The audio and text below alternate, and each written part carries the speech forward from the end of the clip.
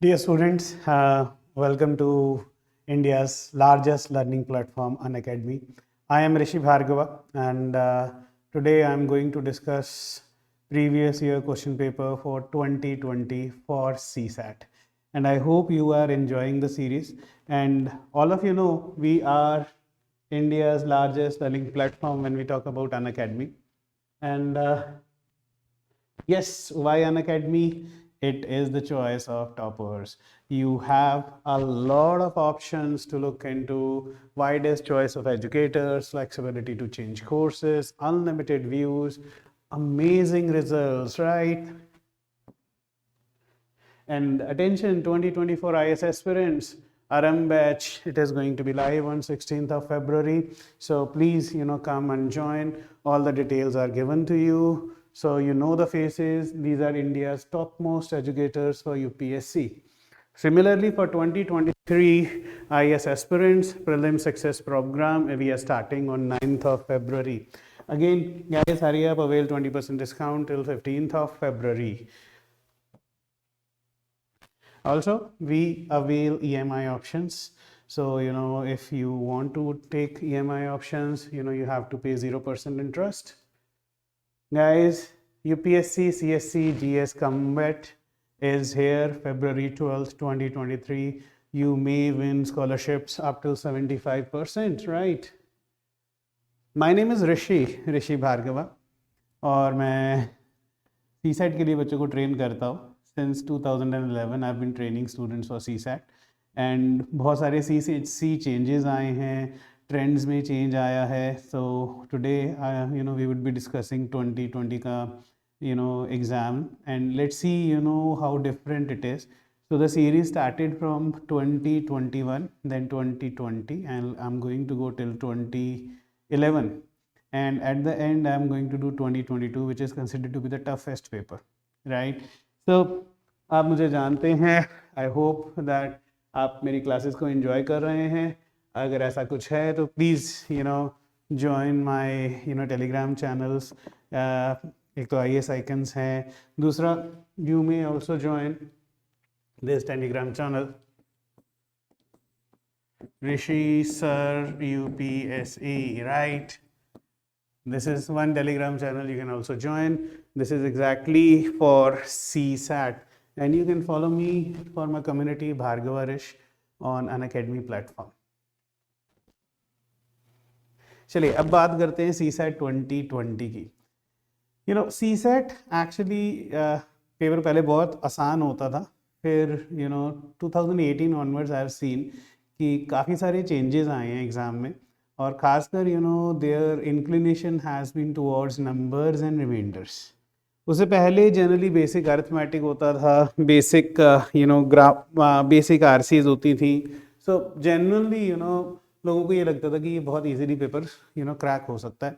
But अब देखते हैं 2020 में क्या पूछा गया है. बहुत सारे नंबर्स पे क्वेश्चंस हैं, बहुत सारे परमिटेशंस कॉम्बिनेशंस पे क्वेश्चंस हैं, और मैं ये मानता हूँ कि आप क्वेश्चंस को छोड़ नहीं सकते.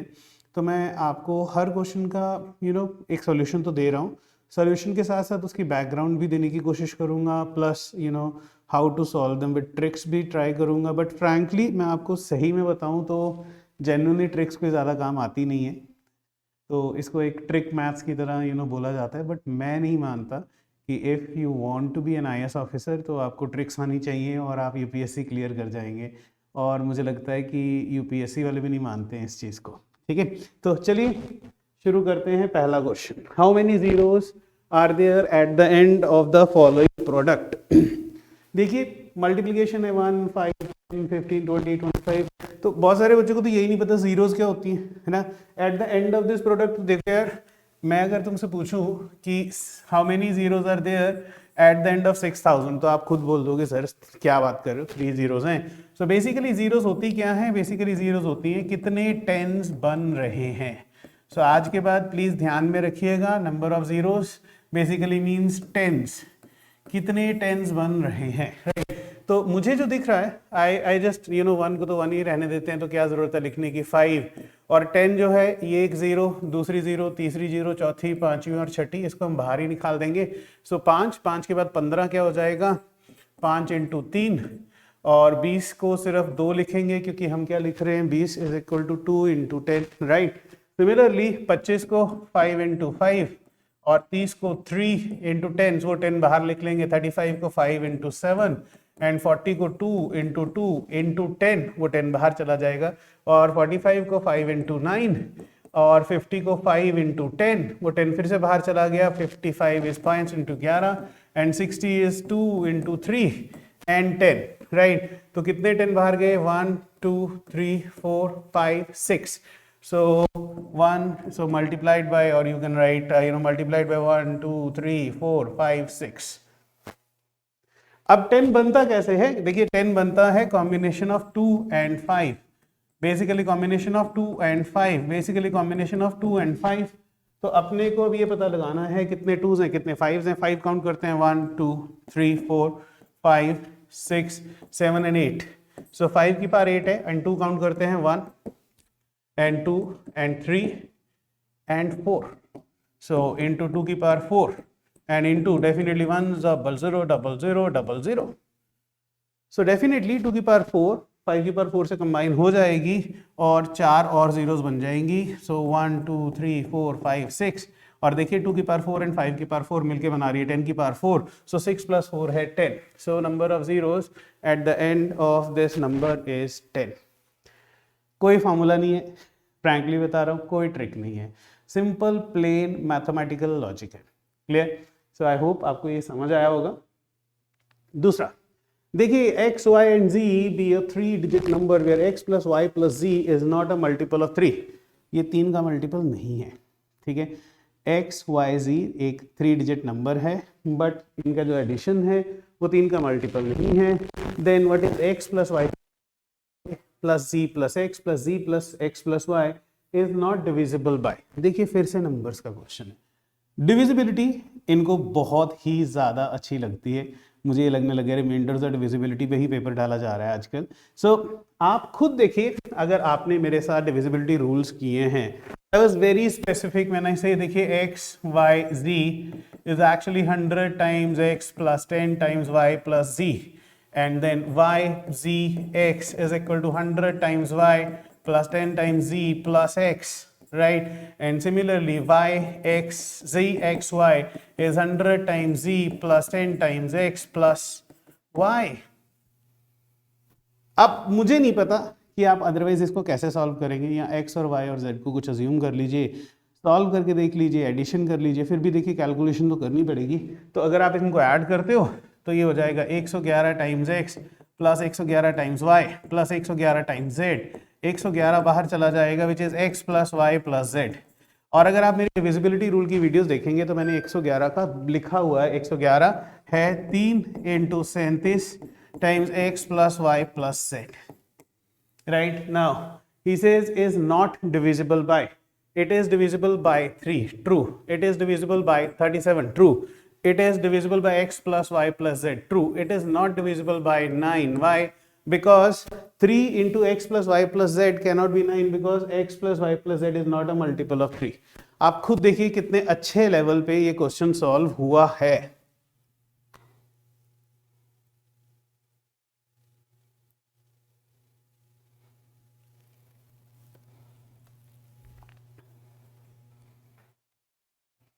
अब बताएं कौन सा बेसिक मैथमेटिक्स है, कौन सी ट्रिक है। मुझे तो, मैं फ्रैंकली आपको बताऊं तो मैं तो इसमें विश्वास रखता हूं कि आप अच्छे से पढ़ के जाएं, अच्छे से सॉल्विंग करें। एक पूरा पेपर है तो उस पूरे पेपर के लिए मुझे लगता है थोड़ी सी मुशक्कत करनी तो ज़रूरी है।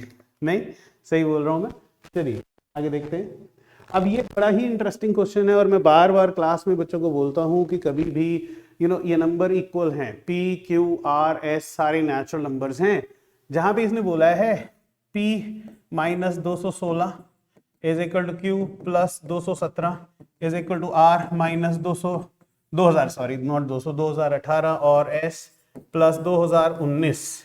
कभी भी 2 या 3 या 4 नंबर इक्वल दिए होते हैं, मैंने बहुत बार क्लासेस में भी समझाया है बच्चों को। Make them equal to some number के, कोई नंबर के मान, तो P क्या हो जाएगा? Definitely K plus 2016। Q क्या हो जाएगा? Definitely K minus 2017। और R क्या हो जाएगा? K plus 2018, isn't it? और S क्या हो जाएगा? 9। सो बोलता है विच of the following is the largest, तो खुद देख लीजिए k plus something would always be bigger, isn't it? तो ये तो छोटे ही होंगे। सो कौन सा बड़ा है, 2016 या 2018? आर आपका सबसे बड़ा है। मुश्किल तो नहीं है, पर वही वाली बात है, एक सिंपल सा कॉन्सेप्ट है। एंड मुझे नहीं पता इसमें कौन सा फार्मूला यूज़ करना है, कौन सी ट्रिक यूज़ करनी है। मैं तो बच्चों को सिंसियरली बोलता हूँ कि गो विद ओपन माइंड, बहुत सारी प्रैक्टिस करो और इस तरह के क्वेश्चंस तो बड़े आराम से हो जाएंगे। सही बोल रहा हूँ? और भगवान से ये भी प्रार्थना करो कि 2022 जैसा पेपर ना आ जाए। राइट, चलिए आगे देखते हैं। How many 5 digit prime, by god this is something amazing. 5 digit prime numbers, मैं आपको श्योरली बता सकता हूं कि आपको 3 डिजिट प्राइम नंबर बताने भी बड़े मुश्किल हैं। राइट, और ऑप्शंस देखना, ऑप्शंस हैं 0, 1, 9, 10। ठीक है, तो आप खुद सोच सकते हो कि ये एक ब्लफ क्वेश्चन है। फिर भी चलो चेक करते हैं। Can be obtained by using all the digits 1, 2, 3, 4, 5 without repetition of the digits. देखिए 1, 2, 3, 4 एंड 5, इन सबको एक एक बार यूज करना है, रिपीटेशन नहीं चाहिए। विच मीन्स कि ये पांचों अगर यूज होंगे तो इन सबका सम देखेंगे तो 5 जमा 1 है 6, 4 जमा 2 है 6 और 3, सो 15 सम आ रहा है। विच मीन्स कि कोई भी डिजिट जो इनसे बनेगा उसका जोड़ 15 होगा, विच मीन्स वो मल्टीपल ऑफ 3 होगा। What is divisibility rule of 3? फिर से देखिए, सेम डिविजिबिलिटी रूल पे खेल रहा है। डिविजिबिलिटी रूल ऑफ 3 बोलता है sum of the digits is a multiple of 3, और इससे कोई भी नंबर बनेगा sum of the digits is a multiple of 3। So any number that is found by using these 5 digits would be a multiple of 3, which means ऐसा कोई prime number बन ही नहीं सकता है। Reason being prime number can not be a multiple of 3। 5 digit prime number can not be a multiple of 3। नहीं तो वो प्राइम नंबर कहाँ रहा, हो तो कंपोजिट बन गया, है ना। सो प्लीज़, ये बहुत ही शानदार और बहुत ही तरीके से बताया गया क्वेश्चन है। इसमें बच्चे कंफ्यूज ही हो जाते हैं कि सर परमुटेशन कॉम्बिनेशन आ गई। भाई हर जगह परमुटेशन कॉम्बिनेशन नहीं होती है ना। और परमुटेशन कॉम्बिनेशन इतनी मुश्किल भी नहीं होती है। मुझे लगता है कि आप लोगों ने मैं एक सीरीज चलाने वाला हूँ परमुटेशन कॉम्बिनेशन और प्रोबेबिलिटी की, जहाँ पे कि मैं इसको आपको ना फिंगर काउंटिंग से परमुटेशन कॉम्बिनेशन और प्रोबेबिलिटी सिखाने की तरीका बताऊंगा। बहुत आसान है एंड बहुत क्वेश्चंस क्योंकि आ रहे हैं परमुटेशन एंड कॉम्बिनेशन से, तो इसको करना भी बहुत ज़रूरी है। ठीक है, चलिए आगे बढ़ते हैं। बोलता है how many integers are there between 1 to 100 which have 4 as a digit but are not divisible by 4।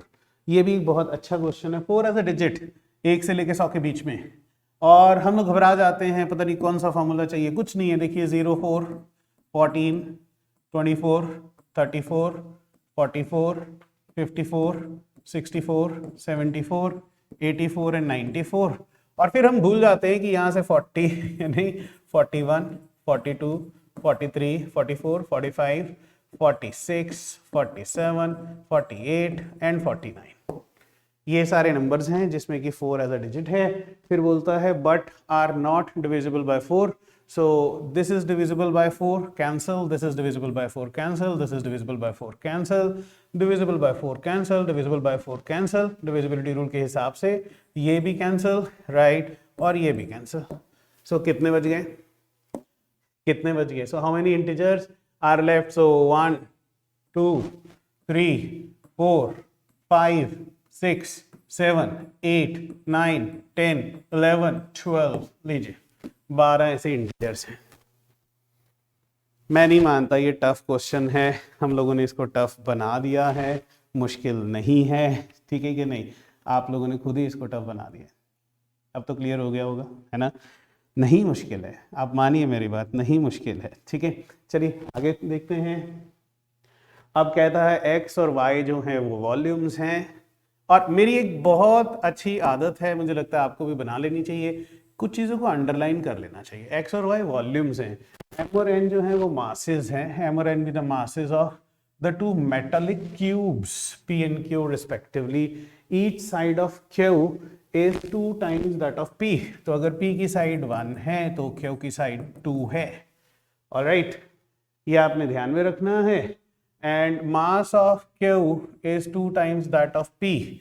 और तो अगर पी का मास, अब आप देखिए एम जो है वो आपका दिया हुआ है और n इसका मास है। अगर हम यहाँ पे मास लिख लें और यहाँ पे साइड लिख लें, थोड़ा सा क्लैरिटी हो जाती है अगर आप कुछ टेबल बना लेते हैं तो, ठीक है।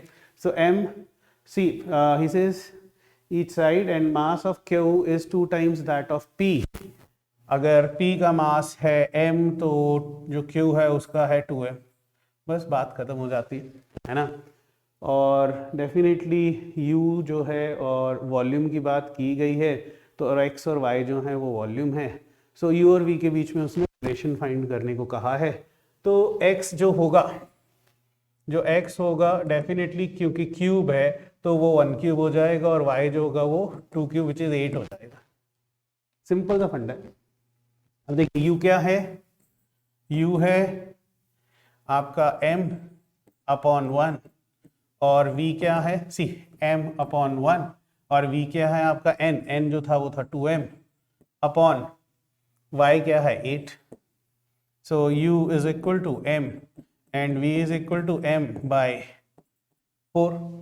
अब वो बोलता क्या है, रिलेशन फाइंड करने को कह रहा है, which means v is equal to u by 4, which means u is equal to 4v। खत्म बात, u is equal to 4v। अब देखिए इक्वेशन तो करनी पड़ेगी। बहुत सारे बच्चे बोलते हैं सर इक्वेशंस, हाँ कर रहे हैं। आप अगर 2022 का पेपर देखें या 2021 का पेपर देखें, बहुत सारी इक्वेशंस हैं, तो आप इसको इग्नोर नहीं कर सकते। थोड़ा बहुत तो देखिए आपको इक्वेशन बनानी आनी भी चाहिए। मेरे हिसाब से कोई मुश्किल चीज़ नहीं है इक्वेशन बनानी, है ना। तो आप प्लीज़ सिंसियरली इस पर थोड़ा काम कीजिए, कोई मुश्किल चीज़ नहीं है। आप देखिए the average age of a teacher, average इनको बहुत पसंद है। आप क्वेश्चन पढ़िए, कह रहा है average age of a teacher and 3 students is 20। तो मैं बोलता हूँ टीचर की एज है t और 3 स्टूडेंट्स हैं a1 plus a2 plus a3 is equal to 80। सबका जोड़ 80 है, इजंट इट। या आप अगर प्रॉपरली थोड़ा एक्सप्लेनेशन चाहते हैं तो एवरेज का मतलब क्या होता है, upon 4 is equal to 20, which means teacher plus पहला स्टूडेंट प्लस दूसरा स्टूडेंट प्लस तीसरा student is equal to 80। I hope this is clear to you. फिर इक्वेशन तो बन रही है, आप ये नहीं बोल सकते कि प्लेन मैथमेटिकली ये सॉल्व कर लेंगे, और मैं नहीं मानता ये छोटे से क्वेश्चन के लिए कोई ट्रिक चाहिए आपको। देखिए आगे क्या बोलता है, he says all the age are same, ऑल 3 स्टूडेंट्स की एज सेम है। So a1 is equal to a2 is equal to a3 is equal to a मान लीजिए। So t plus 3a is equal to 80 हो जाएगा, t plus 3a is equal to 80 हो जाएगा, right. फिर बोलता है difference between the age of the teacher and each student is 20, और t minus a is equal to 20। तो आपसे क्या पूछना चाह रहा है, what is the age of the teacher. 3 से मल्टीप्लाई कर दीजिए, राइट। तो एक तो आ गया आपका t plus 3a is equal to 80, और 3 से मल्टीप्लाई किया तो 3t minus 3a is equal to 60। So add कर दीजिए 4t as equal to, right, कितना बन जाएगा 140। So t is actually equal to 140 by 4 which is equal to 35। 35 साल है टीचर का एज। आसान सा काम है, कोई मुश्किल काम तो है नहीं है ये, है ना। तो छोटी सी इक्वेशंस हैं क्या आप देखिए बेसिकली मुझे ये लगता है कि आप लोगों को स्टेटमेंट क्वेश्चन बहुत बुरे लगते हैं और वो बहुत सारी स्टेटमेंट्स पुट ऑन करता है। तो आप काइंडली एक बार नोट कर लीजिए इसको।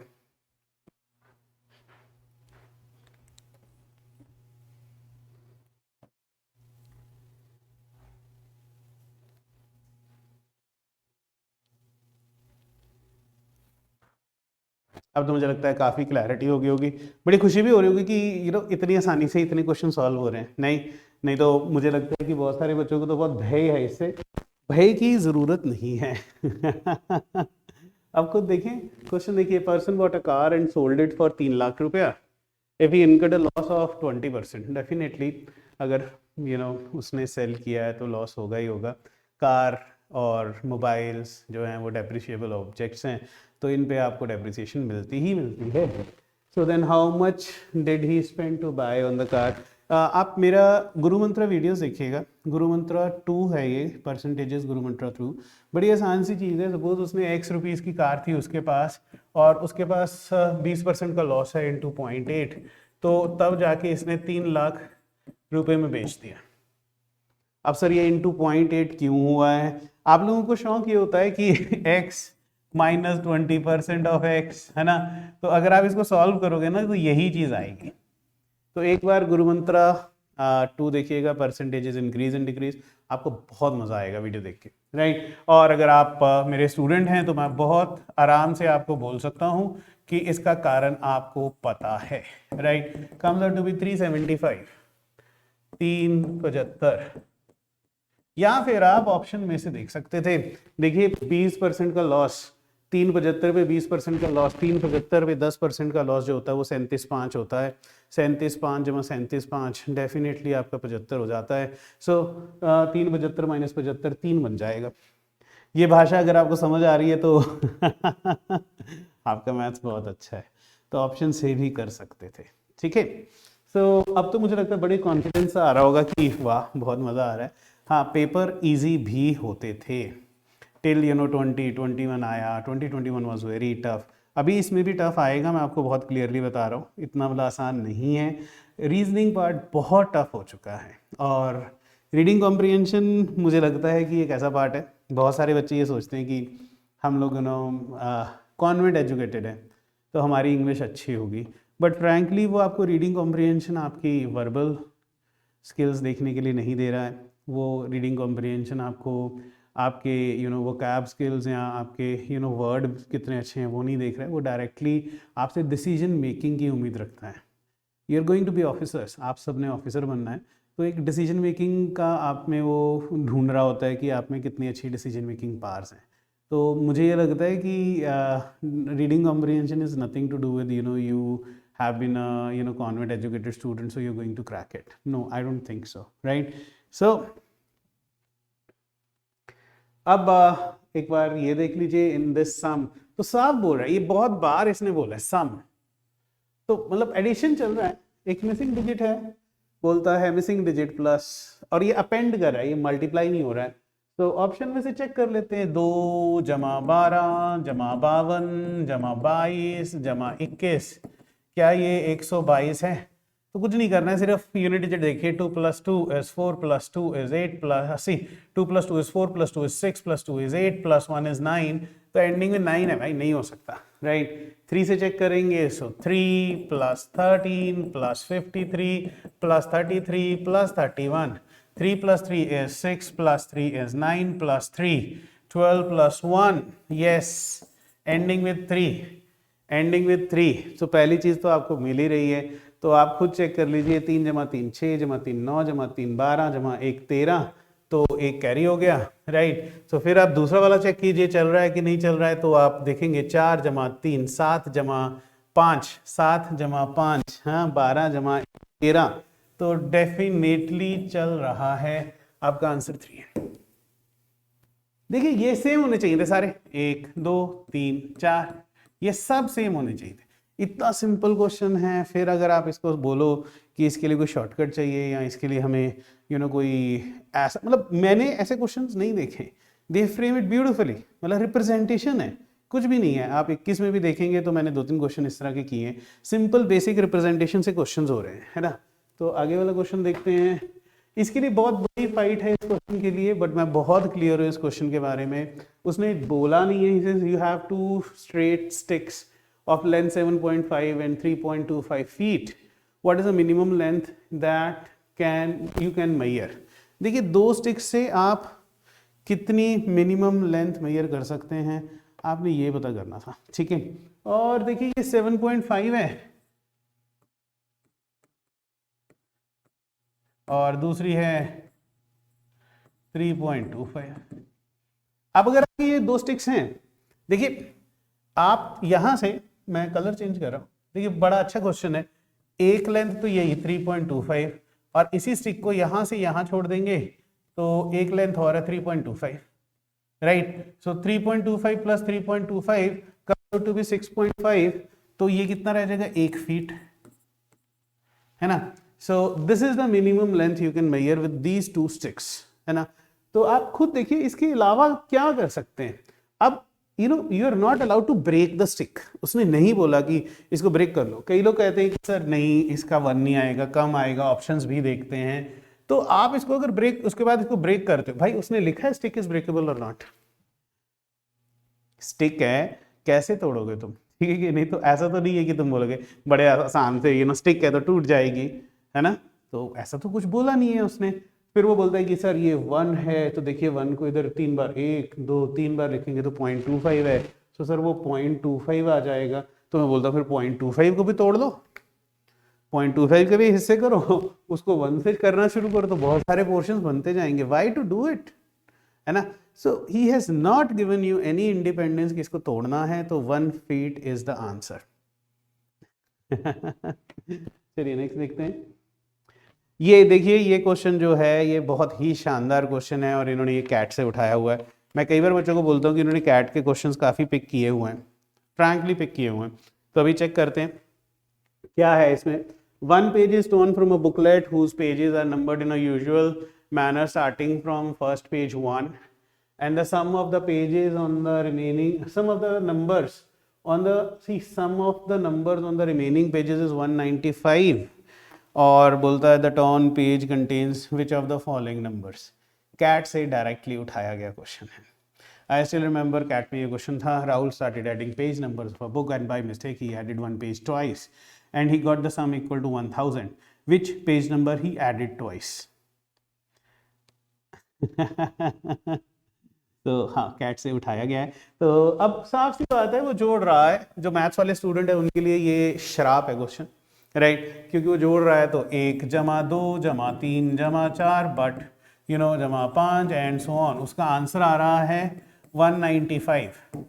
बट प्रॉब्लम क्या है कि एक पेज टॉन था, तो अगर उस पेज की अगर बात करें, उस पेज पे नंबर थे n और n+1, तब जाके हम बोल सकते हैं कि now it should be greater than 195। तो एक्चुअली जोड़ जो है वो 195 से ज़्यादा होना चाहिए। तो बहुत सारे जो इंजीनियर्स हैं बोलते हैं let the page numbers of the book there be n pages and n numbers, तो सम हो जाएगा 1 + 2 + 3 up till n should be greater than 195, और उसके बाद वो player of solving n into n + 1/2 is greater than 195 and solve it कभी solve नहीं होगा। क्यों नहीं होगा? यही तो मजा है ना? सो बेसिकली आप देखिए, आपको सिर्फ ये पता है 1 जमा 2 जमा 3 जमा n जो है वो है n इंटू n + 1/2, बट कोई ये नहीं सोचता n बिलोंग्स टू नेचुरल है। तो अगर नेचुरल नंबर है तो यार ये सॉल्व करने की क्या जरूरत है? Why do you want to solve it? Assume करो, क्या अजम्पशन करें? मैं बोलता हूँ चलो यार इस किताब में 10 पेजेस थे, 10 तक गिनती काउंट हो रही थी, 1 जमा 2 जमा 3 जमा 4 जमा जमा जमा 9 जमा 10, तो इनका सम टोटल होना चाहिए था 10 इंटू 11/2 विच इज 55, राइट? तो अगर एक पेज टॉन भी हो जाता तो 55 से आंसर कम होना चाहिए था, है ना? पेज टॉन हो जाता तो 55 से आंसर कम होना चाहिए था, तो आंसर 195 तो पहुंच नहीं रहा है। विच मीन्स पे बुक में काउंटिंग अगर आप करें पेज नंबर्स की 1 2 3 4 5 6 7 8 9 10, तो इस बुक में 10 से ज़्यादा पेजेस हैं, राइट? अगर आप 15 देखते हो तो 15 इंटू 16/2 विच इज 120। अब 120 में से भी अगर आप एक पेज नंबर दोनों फ्रंट और बैक माइनस कर देते हो तो वो 195 थोड़ी ना पहुंचेगा, वो तो 120 से कम हो जाएगा। तो इस बुक में 15 से ज़्यादा पेजेस हैं। बट जब आपने इसमें नंबर ऑफ पेजेस को अज्यूम करेंगे 20, तो आप देखेंगे समीशन आएगा 20 इंटू 21/2 विच इज 210 और 195, और नन ऑफ दिस कुछ नहीं है, राइट? तो दोनों में डिफरेंस आ रहा है 15 का, और 7 जमा 8 है 15। तो इस किताब में थे पेज नंबर 20 तक और उसका सम टोटल होना चाहिए था 210, बट पेज नंबर 7 और 8 वाला पेज गायब था, इसीलिए उसका आंसर आया 195। बताइए, मज़ेदार है? बहुत शानदार। मैं आपको सच्ची बता रहा हूँ, सी सेट पेपर आसान नहीं है, सी सेट पेपर मुश्किल है। तो अगर आप समझदार हैं तो मुझे लगता है कि आप इसकी तैयारी करेंगे अच्छे से।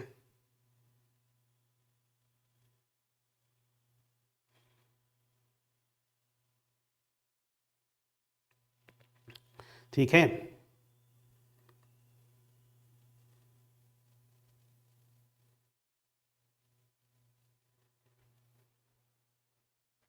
चलिए आगे देखते हैं। ये रिप्रेजेंटेशन वाले क्वेश्चन बहुत अच्छे लगते हैं। सो बोलता बहुत अच्छी चीज है।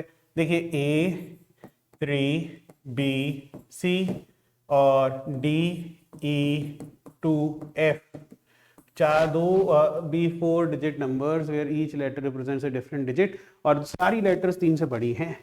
If the sum of the numbers is this is 2, मैं इसके नीचे लिख रहा हूँ 0 9 1 5 1 5 9 0 2, then what is the difference between the values of A और डी? ए और डी की वैल्यूज का डिफरेंस क्या है? ये बहुत अच्छा क्वेश्चन है, ठीक है। अब खुद देखिए बी जो है ये 3 से बड़ा है ना, और 3 से बड़ा कोई भी नंबर जमा 2 आपको 0 कैसे देगा? तो डेफिनेटली यहां से ये कैरी हुआ होगा, है ना। यहाँ पे C और F का एडिशन जो है वो 12 होगा, तो यहाँ एक कैरी, तो फिर बनता है B जमा 1 जमा 2 is equal to 0, which means 10 बनता है, 1 मोर कैरी। समझ रहे हैं? सो इसमें B का आंसर क्या होगा? Definitely B is equal to 7 है, राइट। और सारे नंबर ग्रेटर देन 3 हैं। सो सी 4 5 6 7 8 और 9 की बात हो रही है ना। B इज इक्वल टू 7 है, और फिर देखेंगे आप 1 जमा 3 4 जमा E जो है वो 9 आ रहा है। सो डेफिनेटली आप ये कह सकते हैं कि देखिए कोई भी अगर E में 4 गुना करके 19 तो नहीं आ सकता, 9 ही आ सकता है ना, क्योंकि E जो है इसमें बिलोंग करता है। जमा 4 करोगे तो 19 थोड़ी ना आएगा। तो पक्की बात है कि E जो है वो आपका 5 है। तो 7 चला गया और 5 चला गया, ठीक है। अब बात आती है कि बचा क्या है हमारे पास? बचे ही हमारे पास जो नंबर हैं वो सिर्फ और सिर्फ ये बचे हैं 4 6 है ना। ये वाले नंबर बच गए आपके, है ना।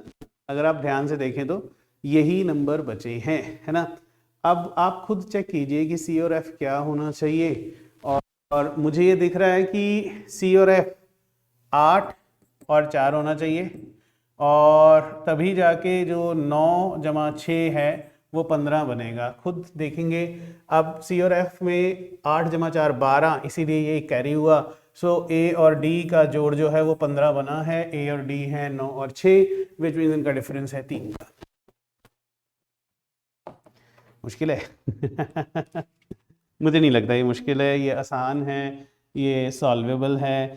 थोड़ा तो मुझे लगता है अगर आप पेशेंस रखेंगे। देखिए मैंने नंबर्स लिखे हैं ऊपर इसीलिए, क्योंकि ग्रेटर देन 3 है तो मैंने लिख लिया, ये ऑप्शंस हैं, तो उससे मेरा एक फ़ायदा ये हो जाता है कि मैं ऑप्शंस को कैंसिल कर रहा हूँ। देखिए जैसे ही मेरा फिक्स हुआ मैंने कैंसिल करना शुरू कर दिया, है ना। और हर चीज़ लिखी है, उसमें बोला है रिप्रेजेंट डिफरेंट डिजिट्स, सारी रिप्रेजेंट डिफरेंट डिजिट। तो ये हमारा फ़ायदा हो गया कि सब नंबर्स जो हैं वो ABCD जो है वो डिफरेंट डिजिट्स को रिप्रेजेंट कर रहे हैं। चलिए नेक्स्ट देखते हैं। एवरेज एवरेज एवरीवेयर, बहुत शौक है इनको एवरेजेस का राइट। तो बोलता है देखिए एवरेज मार्क्स इन इंग्लिश है 9 गर्ल्स के हैं 8 बॉयज़ के हैं, सो ओवरऑल 8.8 हो गई। तो हमें इसने ये तो दिया नहीं नंबर ऑफ बॉयज़ कितने, नंबर ऑफ गर्ल्स कितने, तो मैं खुद ही अज्यूम कर लेता हूँ नंबर ऑफ गर्ल्स जो है वो हैं G और नंबर ऑफ बॉयज़ जो हैं वो हैं B। So 9 times girls plus 8 times boy upon girl plus boy is equal to 8.8, तभी एवरेज बनी, isn't it? Number of boys और नंबर ऑफ गर्ल्स को, so number of girls plus number of 8C 9G plus 8B is equal to 8.8G plus 8.8B, alright. So which gives you, ये इधर से minus हुआ तो 0.2 times girls is equal to 0.8 times boy. So girls upon boy is equal to 4:1, 4:1 की ratio है girls और boys की। Which means अगर हम मान लेते हैं 4 लड़कियां हैं तो 1 लड़का है ना। तो अब x क्या हो जाएगा? x आपका हो जाएगा सर 8 गुना 4 जमा 7 गुना 1 बटे 4 जमा 1, number of boys and girls. तो मैंने सिंपल सा मान लिया कि नंबर ऑफ गर्ल्स 4 हैं, नंबर ऑफ बॉयज़ 1 हैं, राइट। तो x जो है वो एवरेज मार्क्स दी हुई थी, तो x हो जाएगा तुम्हारा 32 जमा 7 बटे 5 39/5, और अपॉन 5 करना है तो उस तरफ डबल कर दीजिए 7.8, और ऐसे लिख सकते हैं 78/10 विच इज 7.8 x की वैल्यू है।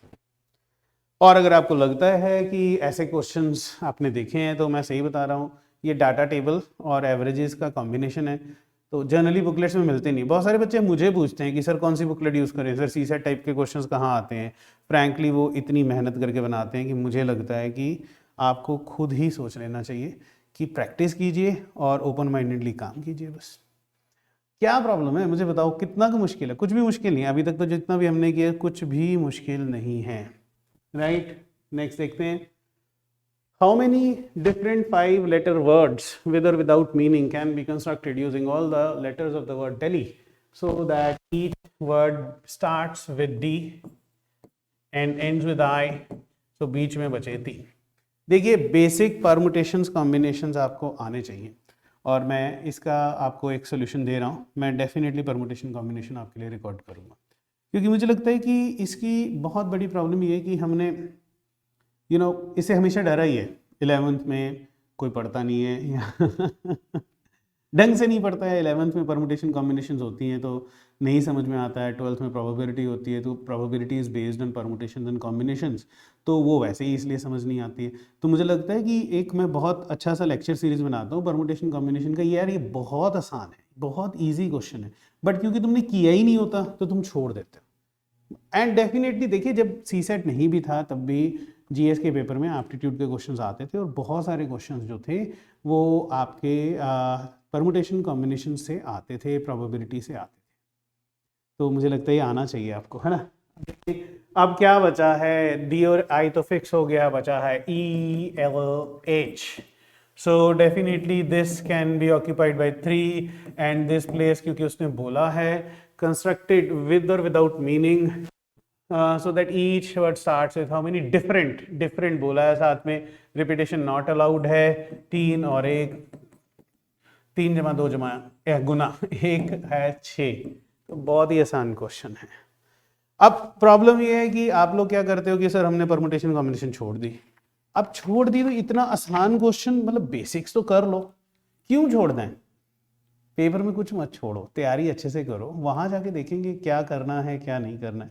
तो मेरे हिसाब से एक परमुटेशन कॉम्बिनेशन का मैं लेक्चर सीरीज ही बना देता हूँ, उससे आप लोगों को सबको बहुत बेनिफिट होगा, बहुत फ़ायदा होगा और मुझे लगता है कि आपको बेसिक समझ में आ जाएगा। ठीक है, चलिए नेक्स्ट देखते हैं। बोलता है bottle contains 20 liters of liquid A, 4 liters of liquid A is taken out of it and replaced by liquid B. Again 4 liters of mixture is taken out and replaced by same quantity of liquid B. What is the ratio of quantity of liquid A to B in the final mixture? Mixture allegation में ये question मैंने कराए हूँ। 20% की depreciation हो रही है, आप ऐसे भी कर सकते हो, या एक फॉर्मूला मैंने दिया था आपको कि ओरिजिनल क्वांटिटी है ए की 20 और 1 प्लस कितना लिक्विड टेकन आउट है 4/20 और कितनी बार हुआ है रेज़ टू द पावर 2 हो गया। सो द फॉर्मूला इज कि कितना लेफ्ट है, left is equal to original, original quantity कितनी है 1 माइनस टेकन आउट कितना है अपॉन ओरिजिनल कितना है and raise to the power number of times n। Direct आया हुआ, डायरेक्ट क्वेश्चन आया हुआ है, right. This is 20 times 1 minus 1/5 raised to the power 2, which is 20 into 4/5 into 4/5, right? So goes by this and this comes out to be 4. It is 64/5, which is 128/10, which is 12.8. So liquid A बचा है, left out A है 12.8। सो B कितना आ गया, देखिए total quantity 20 थी तो 12.8 बचा है, तो बाकी जो क्वांटिटी है वो क्या है तुम्हारी, वो 7.2 है, वो B की क्वांटिटी है। 7.2 इज B की क्वांटिटी और वो सिर्फ और सिर्फ इन दोनों की रेशियो पूछ रहा है। सो A to B is 12.8 is to 7.2, 128/72। और अगर आप इसको कैंसिल करेंगे तो हो जाएगा 16:9। 16:9 आंसर है। बताइए क्या टफ है। और मैं ये मानता हूँ कि देखिए एक पूरा पेपर है सी सेट, तो इसकी आपको प्रॉपर तैयारी करनी चाहिए। 80 क्वेश्चन आते हैं, नेगेटिव मार्किंग है, मिनिमम 30 तो करने ही पड़ेंगे, है ना। नेगेटिव मार्किंग भी है तो मैं तो बोलता हूँ एक्चुअली आपको 40 तक तो अटेम्प्ट करने पड़ेंगे। तो आप इसको 33.33 मत सोचा करें, इसको 50% पेपर सोचा करें। और 50% टफ पेपर करना मुश्किल है, मैं आपको बहुत क्लियरली बता रहा हूँ। It's an amazing paper and please ये एक सिलेक्शन क्राइटेरिया नहीं है मेरे हिसाब से। फॉर पास्ट 2-3 ईयर्स जो मेरी अंडरस्टैंडिंग बोलती है ये एक रिजेक्शन पेपर है, राइट। चलिए आगे देखते हैं। तो बोलते फिर एवरेज देखिए, आप एक पेपर में कितनी बार एवरेज दे देंगे, तीसरी बार एवरेज दे रहे हैं, मे भी आगे एक आध और क्वेश्चन आ जाए एवरेज में, ठीक है। तो एवरेजेस आ रही हैं, बट ये मत सोचिए कि हम एवरेज ही कर जाएं। परसेंटेजेस आ रही हैं तो हम परसेंटेजेस ही कर जाएं, नंबर्स आ रहे हैं तो नंबर्स ही कर जाएं। पहले 4-5 साल नंबर्स का एक भी क्वेश्चन नहीं आता था, सिर्फ अरिथमेटिक से क्वेश्चन होते थे। तो आप ये भी नहीं बोल सकते हो कि सर कौन सा टॉपिक है, बहुत सारे बच्चे हमसे पूछते हैं कि सर कौन सा इंपॉर्टेंट टॉपिक कर जाए, सब कर जाओ। Everything under sky is arithmetics, है ना। मेंटल एबिलिटी, तो मेंटल एबिलिटी की कोई डेफिनेशन तो है नहीं, है ना। और वो खुद ही तुम्हें क्वेश्चंस भी इस तरह के दे रहा है कि खुद एग्जिबिट हो रहा है। तो अगला क्वेश्चन देखते हैं, बोलता है average score of a batter 50 after 50th inning, after his 50th inning was 46.4. So I think total हो जाएगा 46.4 into 50 50th inning तक। After 60th inning his average score increases by 2.6, तो 60 innings में 2.6 which means 4.6, 46.4 and 2.6 को add कर दीजिए, सो ये है 49 पहुंच गया। तो ये है इसका 60th इनिंग का। So what was his average score in last 10 innings. देखिए ये 60 इनिंग्स में टोटल स्कोर है, ये 50 इनिंग्स में टोटल स्कोर है, दोनों को माइनस कर देंगे तो 10 इनिंग्स का स्कोर आ जाएगा ना। बहुत दुख की बात ये है कि जिनको क्रिकेट पसंद नहीं है उनके लिए क्वेश्चन बड़ा बेकार है ना। और फिर देखिए मैं बार बार बोलता हूँ बच्चों को कि वैदिक मैथ्स आना चाहिए। देखिए मल्टीप्लाई तो करना पड़ ही रहा है, 60 इंटू 49 इट इज़ 2940। तो वैदिक मैथ्स की मैंने पूरी लेक्चर सीरीज यूट्यूब पे आपके डाली हुई है चैनल में, तो आप एक बार चेक कर लीजिएगा। एंड 2-3 इसका आ जाएगा 2320। तो ये 620 का डिफरेंस है। 10 इनिंग्स में एवरेज कितना हो जाएगा, 620 बटे 10 62। और most of the time females are not very good at cricket और not interested in cricket actually. तो उनके लिए ये बड़ी सफरिंग हो जाती है क्योंकि स्कोरिंग रेट पे क्वेश्चन आ चुके हैं, एवरेजेस पे क्वेश्चन आ चुके हैं, बॉलिंग एवरेज पे क्वेश्चन आ चुके हैं। तो मुझे लगता है आप एक बार एवरेज का मेरा लेक्चर लगाइएगा, मैंने उसमें सब कुछ डिटेल में बताया हुआ है, ठीक है। चलिए आगे बढ़ते हैं।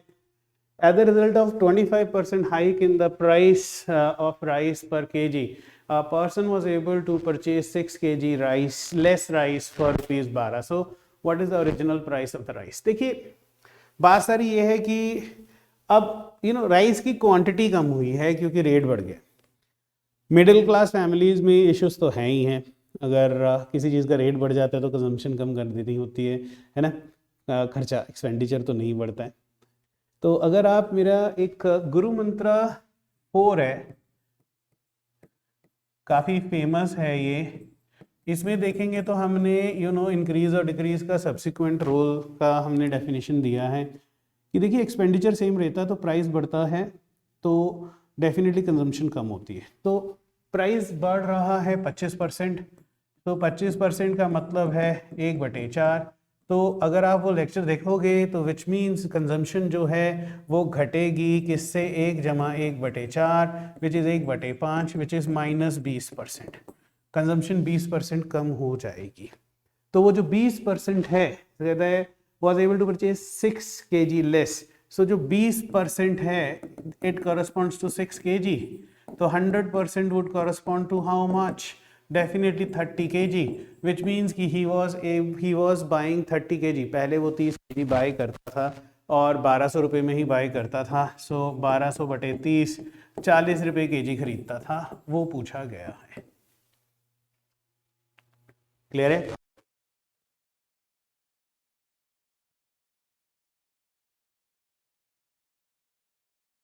ना। आप खुद देख लीजिए, वही अब प्राइस क्या हो गया है, 1200 ही रहा है, अब वो 24 रुपये पे खरीद रहा है, सो डेफिनेटली 50 रुपया है। सो 40 रुपया पे 20% आप 25% का इंक्रीज करते तो 50 ही बनेगा, खुद चेक कर लीजिए। तो बड़ा अच्छा सोल्यूशन है rather than thinking about algebra. कई लोग इसको अलजेब्रा से भी सॉल्व करते हैं और मैं बहुत रिस्पेक्ट करता हूँ। ऐसा कुछ नहीं है कि मेरा मेथड अच्छा है या किसी का मेथड अच्छा है, इंपॉर्टेंट चीज़ ये आंसर आना चाहिए, है ना। सर अलजेब्रा से भी करा दो, बहुत सारे बच्चे फिर ये पूछते हैं सर अलजेब्रा से।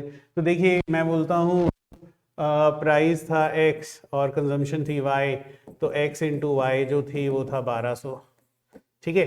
अब क्या होता है, प्राइस बढ़ जाता है 1.25, है ना, और कंजम्पशन जो है वो y माइनस 6 हो जाती है, तो 1.25 times x into Y minus 6 जो है ये भी 1200 है, इजंट इट, ये भी 1200 है और ये भी 1200 है। सो xy is equal to 1.25 times x into Y minus 6, तो x और x कैंसिल हो जाते हैं। अब y के लिए सॉल्व कर लीजिए, ये हो जाएगा 100y is equal to 125 times y minus 125 into 6, तो 25y is equal to 125 into 6, so y is equal to 30। लीजिए 30 के जी खरीद रहा था। तो मतलब देखिए आप कैटेगराइज नहीं कर सकते हो कि मैं ये बोलूँ कि मेरा मेथड अच्छा है, मेथड मेथड है। देखिए आंसर आना चाहिए, आ जाके तो आपको सॉल्यूशन और आपको सिलेक्शन पे ध्यान देना चाहिए, नहीं। तो आगे देखते हैं। A shop owner offers the following discount options on the article, he says successive discounts. हमने सक्सेसिव डिस्काउंट्स की बात की हुई है, आप प्लीज़ एक बार प्रॉफिट लॉस वाला चैप्टर देखिएगा।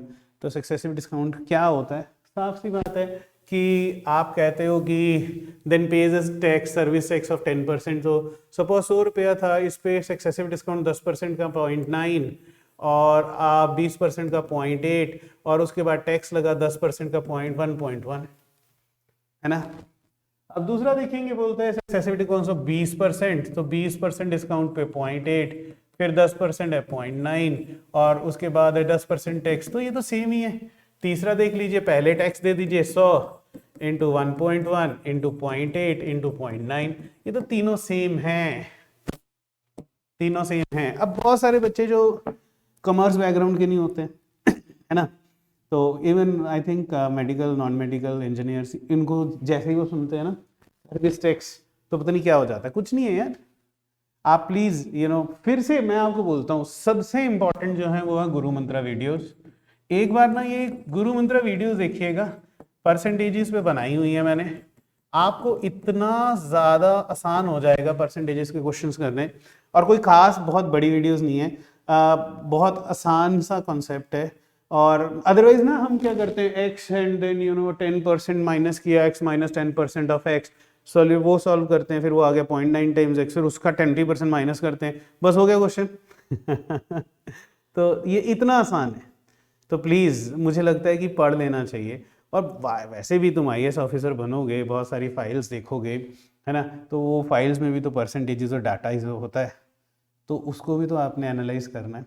तो आपके लिए सबके लिए अच्छी चीज़ है वो, बुरी चीज़ तो है नहीं, है ना। तो आगे देखते हैं, लार्जेस्ट अमंग द फॉलोइंग, तो बच्चों को लगता है पता नहीं यार क्या इंडेक्सेस दे दिए हैं। 1/2 raised to the power minus 6 is equal to 2 की power 6 which is equal to 8 into 8 which is 64. Oh my god, this is so easy. Raised to the power minus 3 is 4 की power 3 which is 4 into 4 right, which is again equal to 64. Largest among the following, right. तो अब तो तुम्हें दिख ही रहा है कि पहला और दूसरा तो आंसर हो ही नहीं सकता है।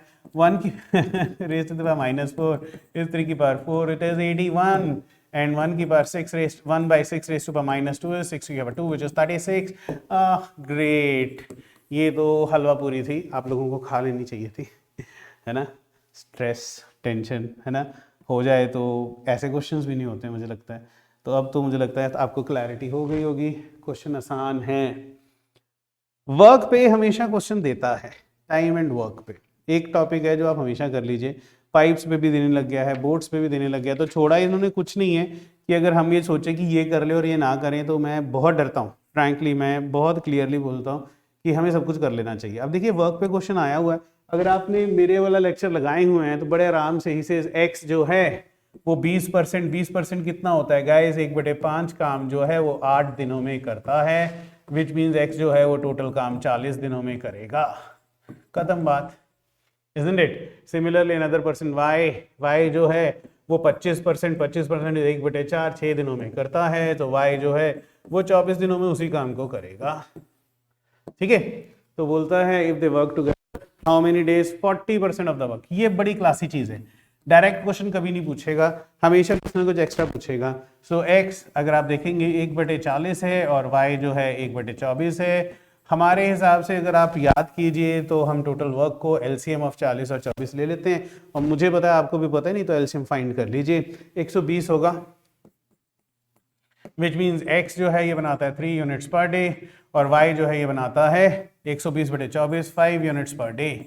सो दोनों मिलके बनाएंगे 3 = 5 यूनिट x दिनों में और वो 120 हो जाएगा, which means x is equal to 120/8 15 days. तो x is equal to 15 days, अगर दोनों इकट्ठे काम करते हैं तो 15 दिनों में काम 100% कर लेंगे। बट क्वेश्चन क्या है, 100% काम करते हैं 15 दिनों में, राइट। सो 40% काम करेंगे, 40% क्या होता है 2/5 ऑफ द टाइम लगेगा, राइट, 6 डेज। लीजिए उत्तर आ गया 6 दिन। तो घुमा के क्वेश्चन तो पूछेगा, मैं आपको बहुत क्लियरली बता रहा हूँ, हर क्वेश्चन को वो घुमाते हैं फिर आपसे पूछते हैं। तो बेहतर यही है कि प्रैक्टिस करो। मैं नहीं मानता कि आप, मुझे देखता हूँ मैं काफ़ी लोग जो हैं वो आखिरी 2-3 महीने में सी सेट करने की कोशिश करते हैं, और मेरे हिसाब से प्रैक्टिस ओरिएंटेड है तो आपको थोड़ा मेहनत करनी चाहिए, है ना। चलिए आगे देखते हैं। So a car travels from a place x to y at an average speed of v, y to x। so car है वो x और y के बीच में चल रही है, और जब भी आपको क्वेश्चन मिले इसका टाइम एंड डिस्टेंस का तो डायग्राम बनानी ध्यान रखिएगा।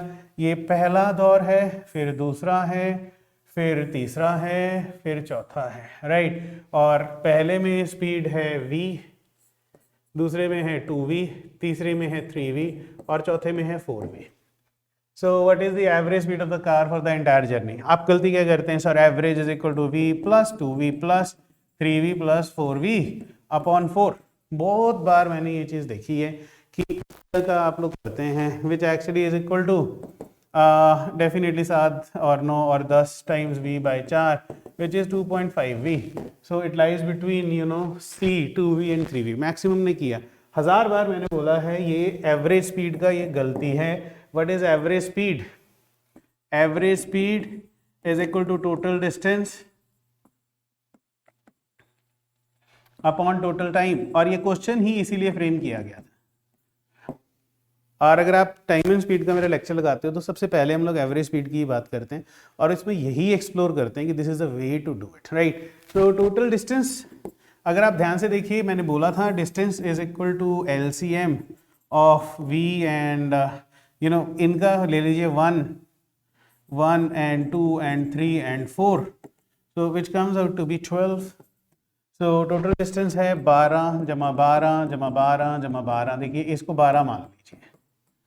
तो टोटल टाइम x और y के बीच में 12/v प्लस 12/2v, दूसरी बार 12/3v plus 12/4v, this was it, right. तो अगर आप देखेंगे ये 48 हो जाएगा अपॉन, ठीक है, तो ये हो जाएगा 12/v plus 6/v plus 4/v plus 3/v, alright. तो 12 जमा 6 18 जमा 7 25, सो ये हो जाएगा आपका 48v/25 which is less than 2v।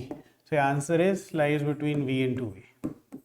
लीजिए 48/25 is definitely 50/25 is equal to 2 ना, तो उससे तो कम ही होगा। तो I think this is a very natural answer, आप लोगों को सबको कर लेना चाहिए था, है ना। और ये क्लास में कराए हुए फैक्ट्स हैं तो फिर और दुख होता है कि क्लास में किया हुआ है तो फिर तो आपको कर ही लेना चाहिए था, आपको अटेम्प्ट कर लेना चाहिए था। मैंने डेफिनेटली क्लासरूम में अगर आपने किया होगा तो फिर क्या प्रॉब्लम है। हाँ चलिए बच्चे बोलते थे बोर्ड्स पे कभी क्वेश्चन नहीं आए तो उन्होंने बोर्ड्स पे क्वेश्चन दे दिए। है ना। बोलता है, और बहुत सारे बच्चों को बोर्ड्स वाले क्वेश्चन में प्रॉब्लम भी बहुत है, मैंने देखा है। तो देखा जाता है, बोलता है a man takes half the time in rowing a certain distance downstream than upstream. देखिए डाउन स्ट्रीम स्पीड हमेशा ज़्यादा होती है, so it is U plus V, right. और अपस्ट्रीम हमेशा स्पीड कम होती है, it is U minus V. जो यू है वो स्पीड ऑफ बोट है, और जो v है वो स्पीड ऑफ स्ट्रीम है। Alright, what is the ratio of the speed in the still water to the current? So u is to v का रेशियो पूछ रहा है। सो पहली चीज, डिस्टेंस जो है अप और डाउन में सेम ही तो है, सो डिस्टेंस को आप d मान लीजिए, राइट। तो अगर वो डाउन स्ट्रीम जा रहा है, डाउन स्ट्रीम को एरो डाउन करते हैं, तो उस केस में जो टाइम है आपका वो है distance upon u plus V, इसको t1 मान लीजिए, टाइम को t1, राइट। और अपस्ट्रीम में जो आपका टाइम है वो है t2 which is distance upon u minus V, है ना। And this is time downstream कर लीजिए, दिस इज टाइम अपस्ट्रीम कर लीजिए। और उसने बोला है कि जो टाइम डाउन स्ट्रीम है it is half the time upstream, बोला है उसने। देखिए, a man takes half the time in rowing a certain distance downstream than upstream, which actually means अब आप वैल्यू पुट कर दीजिए d upon u plus V. तो देखिए, अगर आपको ये लगता है कि मैथ्स के बिना ये चल जाएगा, तो मैं आपको बता रहा हूँ नहीं चलता है। थोड़ा बहुत मैथ्स देखो करना ही पड़ेगा। 2u minus 2v is equal to u plus V, है ना। So definitely u is equal to 3v, right? So u upon v is equal to 3:1। क्या करेंगे, छोड़ना क्यों है? आपको मैं एक बात बताता हूँ, मुझे लगता है कि अगर आप एक सिंपल सा आइडिया मान लें, जब आप शुरू करते हैं यूपीएससी की तैयारी, आप उसी वक्त सी सेट की तैयारी हर वीकेंड पे 1 दिन या 2 दिन शुरू कर दीजिए, तो वो बेहतर है। बहुत सारे लोग तो मुझे लगता है यूपीएससी की तैयारी इसीलिए करते हैं कि एप्टीट्यूड से बच जाएं। बट देखिए, आप इंडिया के बेस्ट ऑफिसर बनना चाहते हैं और आपके अंडर जितने भी लोग काम करते हैं वो सारे के सारे ऑफिसर्स जो हैं वो एप्टीट्यूड और रीजनिंग का टेस्ट दे के आए होते हैं, तो मेरे हिसाब से तो वो ज़रूरी है ना। चलिए बात करते हैं आगे। How many pair of natural numbers are there such that the difference of squares is 63। So A square minus B square जो है वो 63 है। कितने ऐसे पेयर एग्जिस्ट करते हैं, a माइनस बी और a plus B is equal to 63। कई बार मैंने देखा है बच्चे इस क्वेश्चन को ही देखते रह जाते हैं। आप भी शायद ऐसा अगर करते हो तो देखो यार, मन में तो आ रहा है ना a square minus B square है, तो कर लो, लिख लो। अब डेफिनेटली a माइनस बी कम होगा, a प्लस बी ज़्यादा होगा, और 63 के 3 चीज़ें बन सकती हैं। 1 इंटू 63 बन सकता है, या 3 इंटू 21 बन सकता है, या 7 इंटू 9 बन सकता है। तो ये रहा a minus B, a plus B, so a minus B, a plus B, और a माइनस बी और a प्लस बी। तो पहले केस में देखेंगे तो a प्लस बी 63 है और a माइनस बी जो है वो 1 है, तो ऐड कर दीजिए 2a is equal to 64, a is equal to 32। अगर a इज इक्वल टू 32 है तो b जो है वो 31 हो जाएगा, तो एक पेयर आ गया। सिमिलरली दूसरी तरफ देखेंगे, चेक करना है कि बन रहे नहीं बन रहे, और पॉसिबिलिटी है कई बार नहीं भी बनते हैं। सो a प्लस बी जो है वो 21 है और a माइनस बी जो है वो आपका 3 है। दोनों को ऐड करेंगे, 2a is equal to 24, a is equal to 12, तो b जो है वो आपका हो जाएगा 9। ठीक है, वैल्यू पुट की तो दूसरा पेयर भी बन गया। तीसरा भी चेक कर लीजिए, a प्लस बी 7 9 है, a माइनस बी जो है वो 7 है, ऐड किया 2a is equal to 16, a is equal to 8। अगर a 8 है तो b जो है वो 1 हो जाएगा। ठीक है, तो आपका आंसर 3 पेयर है। So how many pairs exist? 3 pairs exist without any doubt. ठीक है, इतनी सॉल्विंग तो करनी बनती भी। देखिए, कोई प्रॉब्लम भी आएगी, आपको सॉल्विंग करनी पड़ेगी वहाँ पे भी, तो क्या इशू है, यहाँ पे भी करनी पड़ रही है, बढ़िया है ना। चेक कर लीजिए, एक बार नोट कर लीजिए, मुझे लगता है लंबा सॉल्यूशन है, शायद आपको टाइम लगेगा लिखने में।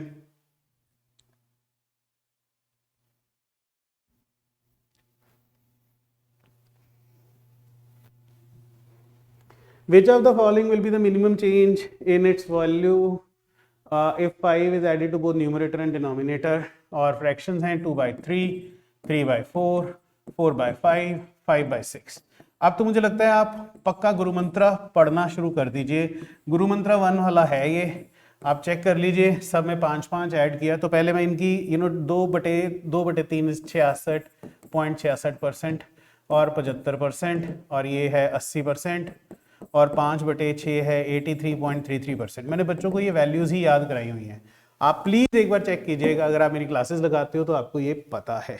और सब में 5-5 ऐड कर दिए तो ये है 7/8, राइट। और इसमें 5 ऐड किए, 3 × 5 8/9, और ये हो जाएगा 9/10, और ये हो जाएगा आपका 10/11।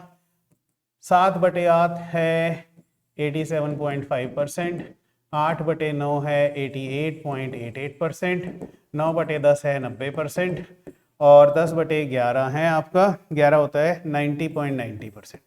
अगर आपने गुरु मंत्रा 1 देखा है तो ये आपको साफ पता है क्या चल रहा है। ये बोलता क्या है, विच of the following has shown the minimum change. देखिए सबसे मिनिमम चेंज, सबसे बड़ा चेंज आया 66% से 87%, फिर 75 से 88, फिर 80 से 90, बट ये 83.33 से 90.90% सबसे मिनिमम चेंज 5/6 में आया। कोई रूल नहीं है, कई मतलब मैंने देखा है कि बच्चे सोच रहे हैं कि जी जब बड़ा नंबर ऐड करेंगे तो ये हो जाएगा, छोटा नंबर ऐड करेंगे तो ये हो जाएगा, नोट्स बना रहे हैं। यार गुरु मंत्रा पढ़िए, ठीक है, सब कुछ हो जाएगा, है ना।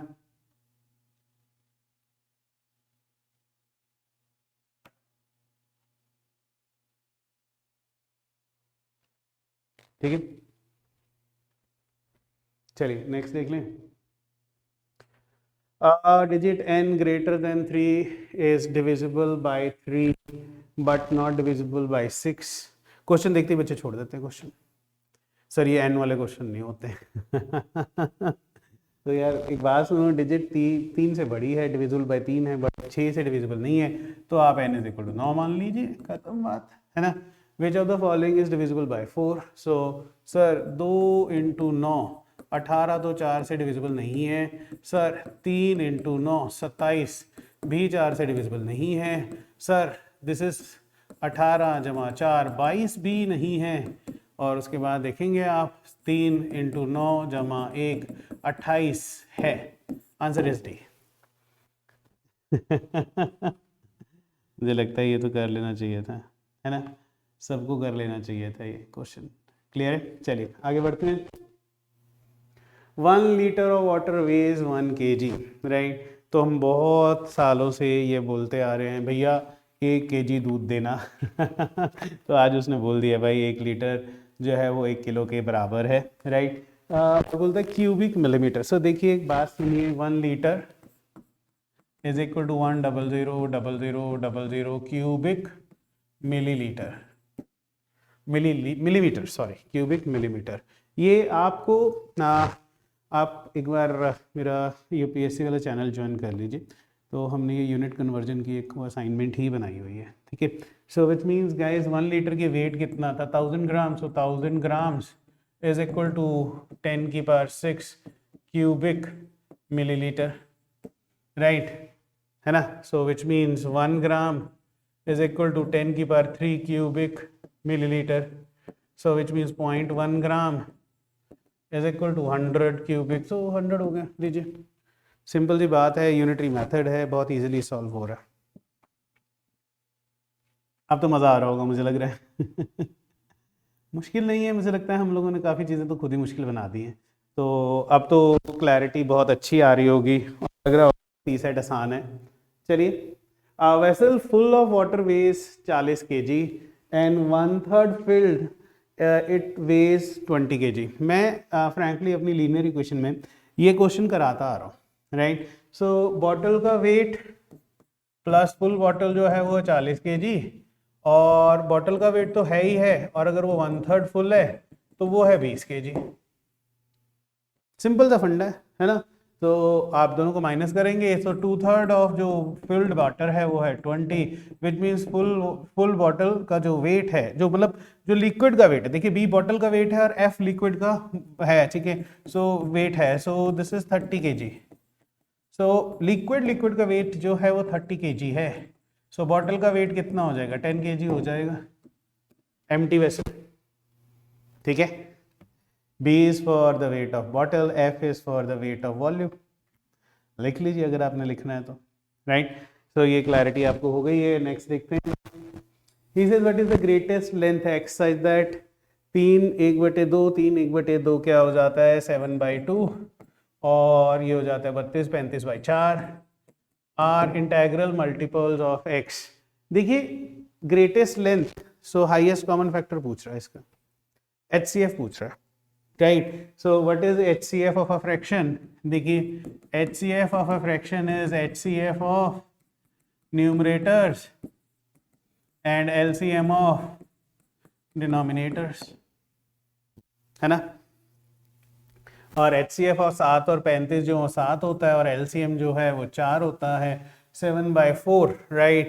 Which is 1/3/4, right? Answer is D। अब LCM तो करना है।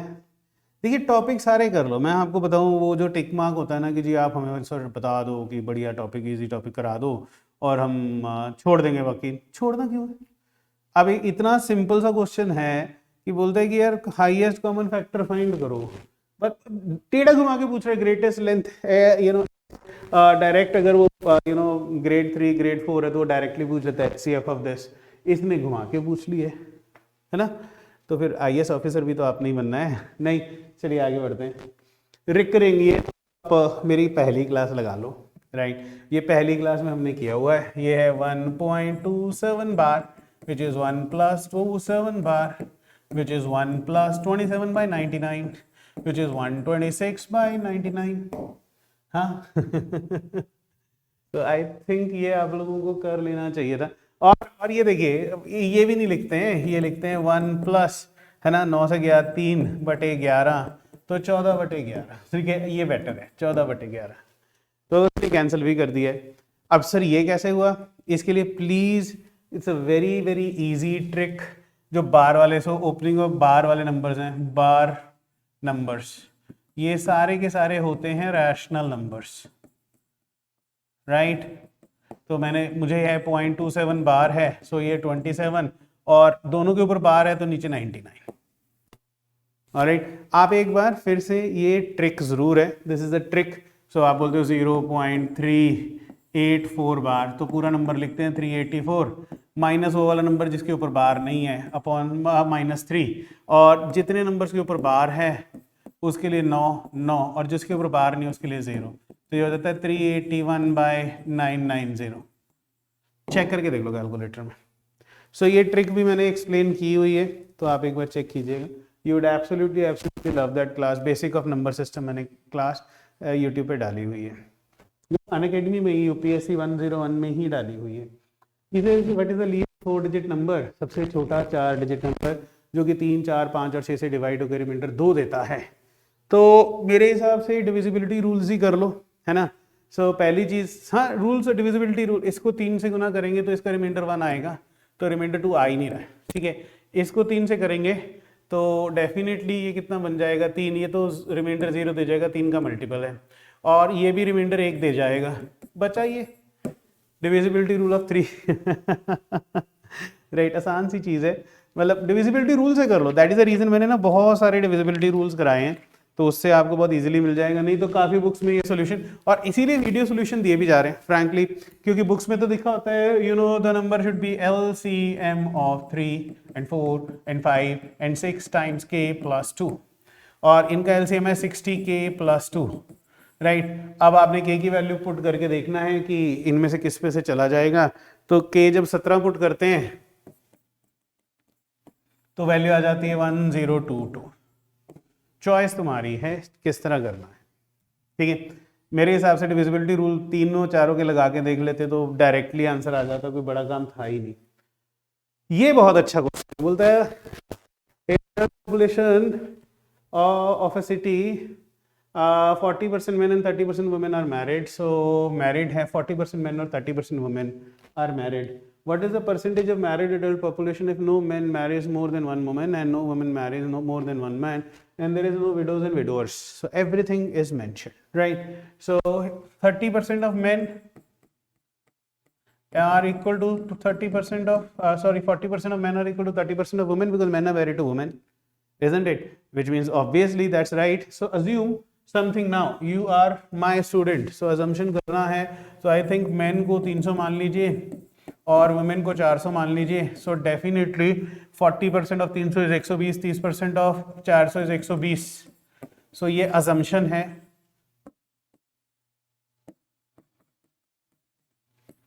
जीवन बहुत आसान हो जाएगा. ठीक है. तो अब वो बोलता है what is the percentage of married adults? Married adults are 120 men and 120 women out of 700. 240 बटे 700 कितना परसेंटेज है वो आपसे पूछ रहा है. मेरे हिसाब से अगर आपकी परसेंटेजेस अच्छी हैं तो ये 34 2 बटे 7 है. राइट, चेक करके देख लीजिएगा. ठीक है. तो अब आपको समझ में आ रहा है कि परसेंटेजेस कितनी इंपॉर्टेंट हैं. छोटी सी assumption है. अगर आप इसका सोल्यूशन अदरवाइज बुकलेट्स में देखोगे तो मेरे को लगता है बहुत लेंथी सोल्यूशन दे देते हैं.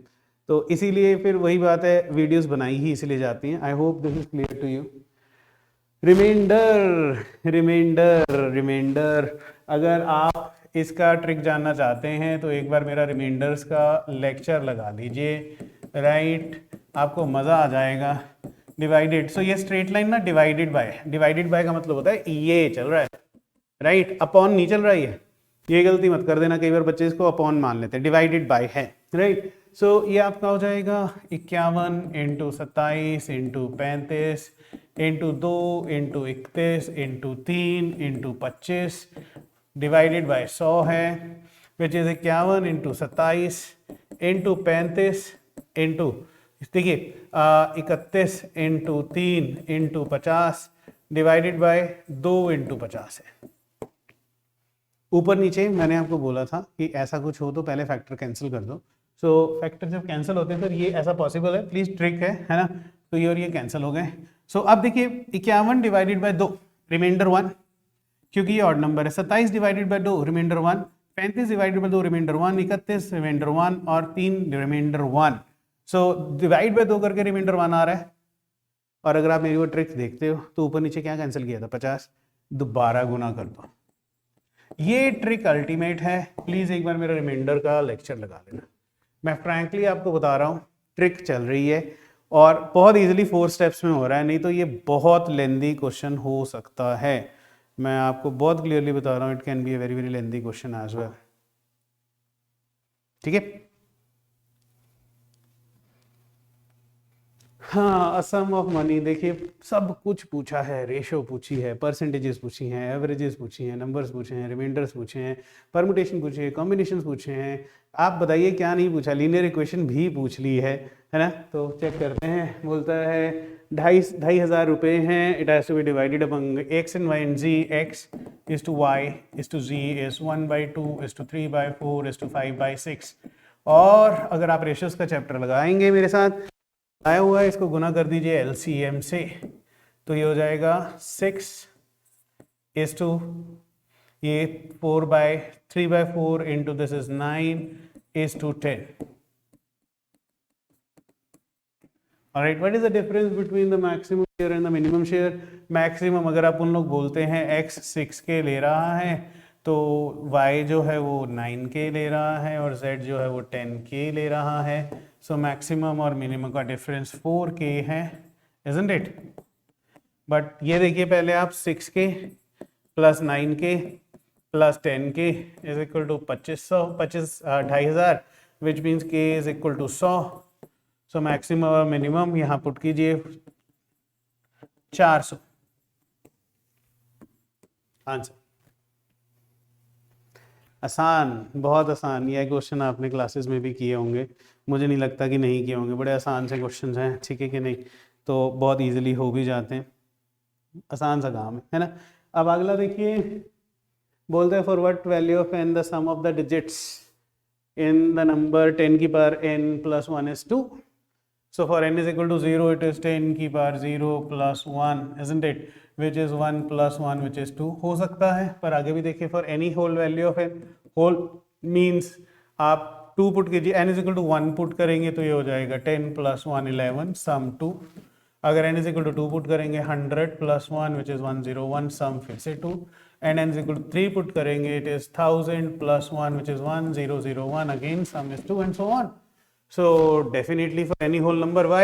Because whole numbers में zeros भी along चलते हैं. Any positive integer नहीं, zero चल रहा है तो सिर्फ zero पे भी नहीं चल रहा था, और any real number पे नहीं चल सकता है, because देखिए real number fractions भी हो सकती हैं, ठीक है. So real number भी नहीं चलेगा. Alright, so this is it, answer is B. अब ये बड़ा ही मजेदार क्वेश्चन है. In a class there are 3 group A B, one student from group A and 2 students from, what happens to the average weight of the class? Class की average weight पे क्या फर्क पड़ेगा भाई? 3 ग्रुप्स हैं, यहां से एक बच्चा जो है, one student from group A, they are shifted to C, तो यहां से एक बच्चा यहां चला गया, यहां से 2 चले गए हैं, तो उससे क्या हो गया? क्लास का तो एवरेज वेट तो सेम ही रहेगा. ये तो 3 ग्रुप्स क्लास के बीच में है, ठीक है. तो ये तो बड़ा ही डमी सा क्वेश्चन था. It remain same. इसमें भी बच्चों ने बहुत स्ट्रेस लिया, बट मुझे नहीं लगता ये स्ट्रेस लेने वाला क्वेश्चन है. क्लियर है? सो आई होप कि अब तुम्हें मजा आ रहा है. हाउ मेनी डिफरेंट सम्स, ये बहुत ही शानदार क्वेश्चन है. अगेन हर साल परमुटेशन कॉम्बिनेशन पे कोई ना कोई क्वेश्चन पूछ ही रहते हैं. बोलते हैं how many different with the denomination of 50 रुपया, 100 रुपया, 200 रुपया, 250, 500 रुपया और 2000 रुपया, taking at least 3 denomination at a time. Direct permutation combination कुछ नहीं हो सकता. 5 डिनोमिनेशन है, देखिए 50, 100, 200, 500 और 2000, राइट. सो 5 में से 3 उठा लीजिए at least.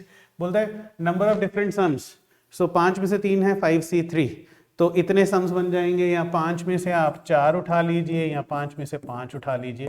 There is nothing that can happen to this question, करना ही पड़ेगा. सो 5 फैक्टोरियल बटे 2 फैक्टोरियल, 3 फैक्टोरियल जमा 5C4 would be 5 and plus 1, right. तो चेक कीजिए, 5 इंटू 4 बाई 2 प्लस 6, 16 डिनोमिनेशंस बन सकती हैं.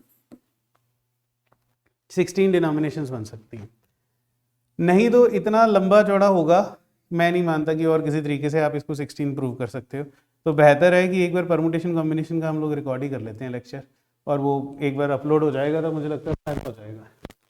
अब ये हैं आपके रीजनिंग के क्वेश्चन शुरू हो जाते हैं इससे. तो मुझे लगता है रीजनिंग के क्वेश्चन भी आसान ही आए थे. बर्थ रेट और डेथ रेट दिया हुआ है, तो इसमें से आपने चेक करना है कि whatsoever information is given to you, consider the following data. तो क्वेश्चन, अरे भी क्वेश्चन मुझे लगता है कि इसमें क्वेश्चन था कि किसका ग्रोथ रेट ज़्यादा है. आई एम सॉरी, मतलब ये मेरे से ही क्वेश्चन में ना वो हो गया. ग्रोथ रेट किस ईयर में ज़्यादा है? सो अगर आप चेक करेंगे 1921 से 11, तो ये है 48.1 माइनस 35.5. ऑलराइट, 41 से 51 है 39.9 माइनस 27.4, और 61 से 71 आपका है 41.1 माइनस 18.9, और 71 टू 81 है 37.1 माइनस 14.8. तो इनका माइनस करके यार चेक कर लो कौन. इसका ये 12.6 है, ये 12.5 है, और ये आपका मेरा आ रहा था, कितना आ रहा है, 22.2 है, और ये 22.3 है. तो सबसे ज़्यादा ग्रोथ रेट जो है वो 71 से 81 में 71 टू 81 है. आई एम सॉरी, ये मेरे से क्वेश्चन थोड़ा सा वो हो गया है, तो मैं आशा करता हूँ कि इट्स ऑल राइट. हाँ, राइट. देखिए नेक्स्ट देखते हैं. ओह, ये है डाटा सफिशिएंसी, और ये बहुत मुश्किल होता है. अब और सबसे बेस्ट बात इस साल की ये थी कि इसने 2 के साथ 3 स्टेटमेंट्स भी दी हैं. बोलता है देयर आर 2 स्टेटमेंट्स S1 और S2 are given below with regard to members P Q followed by R is greater than Q. So बोलता है R जो है it is greater than P and Q as well. ठीक है, S is not the largest one. So question देखते हैं। Question कहता है among 4 members which one is the largest. पहली स्टेटमेंट से आर जो है वो पी और क्यू से बड़ा है, पर हमें एस का नहीं पता है, तो पहली स्टेटमेंट से तो क्वेश्चन नहीं हो सकता, राइट। दूसरी स्टेटमेंट कहती है S is not the largest one, तो फिर कौन सा है? बिकॉज हम जब दूसरी स्टेटमेंट देखते हैं तो पहले भूल जाते हैं। ये डाटा सफिशिएंसी का रूल है, समझे? डाटा सफिशिएंसी का रूल है, विच मीन्स कि स्टेटमेंट 2 से भी नहीं हो रहा। अब दोनों को मिक्स कर देते हैं तो बोलता है यार आर जो है वो पी और क्यू से तो बड़ा ही है और एस जो है वो लार्जेस्ट नहीं है, तो डेफिनेटली फिर लार्जेस्ट आर हो जाएगा, तो मिक्स करके आंसर आ रहा है, तो answer is C. Data sufficiency बहुत मुश्किल पोर्शन है। 2022 में 9 क्वेश्चन आए हुए थे डाटा सफिशिएंसी के, तो मैं आपसे ना रियली रिक्वेस्ट करता हूँ कि डाटा सफिशिएंसी को तो अच्छे से पढ़ना है, there is no choice, right. चलिए आगे देखते हैं। फिर देखिए बोलता है गिवन बिलो 2 स्टेटमेंट है, पहले क्वेश्चन पढ़ लो। If n is a unique natural number lying between 10 to 20, फिर बोलता है व्हाट इज n। n क्या है? पहला n इज प्राइम नंबर। भाई 10 और 20 के बीच में 11 भी प्राइम है, 13 भी प्राइम है, 17 भी प्राइम है, 19 भी प्राइम है, तो आपका आंसर यूनिक आना चाहिए, तो पहली स्टेटमेंट से तो नहीं आ रहा है। n leaves remainder when divided, n leaves remainder 1 when divided by 4। सो दूसरी स्टेटमेंट से देखिए 13 और 17 दो ऐसे नंबर हैं जो आ सकते हैं lying between 10 and 20। So value of n यार 2 वैल्यूज नहीं आनी चाहिए, एक एग्जैक्ट वैल्यू आनी चाहिए। अब दोनों को अगर आप मिक्स कर देते हैं, राइट, टुगेदर की बात करते हैं, n is a prime number, है ना, एंड लीव्स रिमाइंडर 1, फिर भी आप दोनों को मिक्स करते हो तो प्राइम नंबर 13 और 17 आते हैं। जब आप इसको 4 से डिवाइड करते हो रिमाइंडर 1 आता है, तो इससे भी यूनिक आंसर नहीं आ रहा, आंसर डी है, ठीक है। मिक्स करके भी उत्तर नहीं आ रहा है। जो आपका आंसर है ना वो यूनिक होना चाहिए, यूनिक मतलब सिंगल आंसर होना चाहिए यार, रेंज ऑफ आंसर्स नहीं होना चाहिए। यहाँ पे दोनों को मिक्स करके 13 और 17 दोनों बन रहे हैं, तो this is not the right thing, है ना। अब स्टेटमेंट फिर से बोलता है 2 नंबर्स, बोलता है their product, what are the 2 numbers, 2 number क्या हैं, व्हाट आर द 2 नंबर्स, ये 2 नंबर क्या हैं, ये पूछ रहा है आपसे। तो बोलता है their product a into B is 21। ऐसे तो बहुत सारे हो सकते हैं, a is equal to 3, b is equal to 7, a एक तो पेयर ये हो गया, a इज इक्वल टू 1 और b इज इक्वल टू 21, तो यूनिक आंसर नहीं आ रहा। देन बोलता है their sum is their sum is, so a plus b is equal to 10। ऐसे तो बहुत ही हो सकते हैं, 1 और 9, 2 और 8, 3 और 7, हाँ 4 और 6, 5 और 5, तो ऐसे तो बहुत सारे हो सकते हैं, तो यूनिक आंसर नहीं आ रहा है। दोनों को अगर आप इकट्ठे कर दोगे, देयर प्रोडक्ट इज 21 और देयर सम इज 10, देन वो क्वेश्चन बहुत अच्छा पूछा उसने कि ना व्हाट आर, क्वेश्चन है व्हाट आर दोस 2 नंबर्स, वो 2 नंबर क्या होंगे, तो डेफिनेटली वो 2 नंबर होंगे जिनका जोड़ 10 है, हाँ, और जिनका गुना जो है वो 21 है, यही वो 2 नंबर्स हैं। अब कई लोग बोलते हैं सर 7 और 3, 3 और 7, भाई वो बोल रहा है एग्जैक्टली ए और बी की वैल्यू नहीं पूछ रहा, वो कह रहा है 2 नंबर कौन से होंगे, what are the 2 numbers. So definitely mix करके आंसर आ रहा है, आंसर इज सी। चलिए 2 स्टेटमेंट्स, सिलोजिज्म का क्वेश्चन है, बहुत सारे बच्चे जो हैं पसंद करते हैं सिलोजिज्म्स, और ये कुछ और ही है। स्टेटमेंट बोलता है all numbers are divisible by 3 and all numbers are divisible by statement 1 all numbers are divisible by 2 and all numbers are divisible by 3। Conclusion है all numbers are divisible by 6 और conclusion all numbers are divisible by 4। देखिए all numbers are divisible by 6 possible है क्योंकि all numbers are divisible by 2 and 3 है, but all numbers are divisible by 4 possible नहीं है because only those multiples of 4 would be allowed that are also multiples of 3। so definitely conclusion 1 follows। फिर data sufficiency पे 3 statement दे देता है वो कहता है कि चलिए आपके स्किल्स को हम अच्छे से मेजर करेंगे। 3 स्टेटमेंट वाला डाटा सफिशिएंसी मैंने पहले कभी नहीं देखा था, ये पहला साल था जहाँ पे कि मैंने 3 स्टेटमेंट वाला डाटा सफिशिएंसी देखा था। देख के खुशी भी हुई थी और मज़ा भी आया था और लगा था कि हाँ भाई बहुत ये भी एक ग्रेटनेस है। बोलता है S1 S2 S3 है और क्वेश्चन है which who among ABCD is youngest, सबसे छोटा कौन है। C जो है पहली स्टेटमेंट बोलती है C is younger than D, so D भाई साहब C से बड़े हैं, but older than A and B, पर A और B से बड़े हैं, ठीक है। पर इससे सबसे छोटा कौन है ये नहीं पता चल रहा, तो पहली स्टेटमेंट से अलोन तो नहीं आ रहा है। छोटा ए भी हो सकता है, छोटा बी भी हो सकता है। D is oldest, D is oldest से क्या होगा, यंगेस्ट पूछ रहा है तो डी इज ओल्डेस्ट, ठीक है, तो यंग में तो ए बी सी तीनों ही हो सकते हैं, यंगेस्ट तो इससे भी नहीं मिल रहा, क्योंकि जब आप स्टेटमेंट 2 देखते हैं स्टेटमेंट 1 भूल जाते हैं, ठीक है।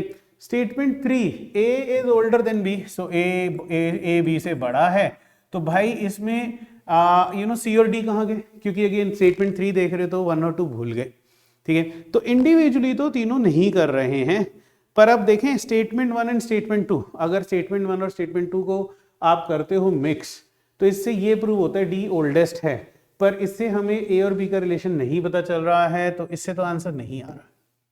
स्टेटमेंट 2 और स्टेटमेंट 3 को मिक्स करते हो, D is oldest and A is older than B, इससे भी यंगेस्ट नहीं आ रहा। स्टेटमेंट 3 एंड 1 देखिए बोलता है डी जो है वो सी से बड़ा था और सी ए और बी दोनों से बड़ा है, बट अब उसने थर्ड में दे दिया, थर्ड में दे दिया ए इज ओल्डर देन बी, तो ए बी से भी बड़ा है, विच मीन्स डेफिनेटली बी सबसे छोटा है, डी से आंसर आ रहा है। मजेदार, देखिए बहुत अच्छी रीजनिंग मानी जाती है, फ्रैंकली मैं आपको बता रहा हूँ, we consider it to be a very good reasoning, right, अच्छी रीजनिंग मानते हैं हम इसको, है ना। आज देखते हैं फिर से वही है, अब दो स्टेटमेंट दे दी है, बोलता है स्टेटमेंट 1 है there are not more than 2 figures on any page of 51 page book, 2 से ज़्यादा फिगर्स नहीं है, 51 पेजेस की बुक है, right. So there are at least 1 figure on every page, और हर पेज में आपकी एक पिक्चर तो है।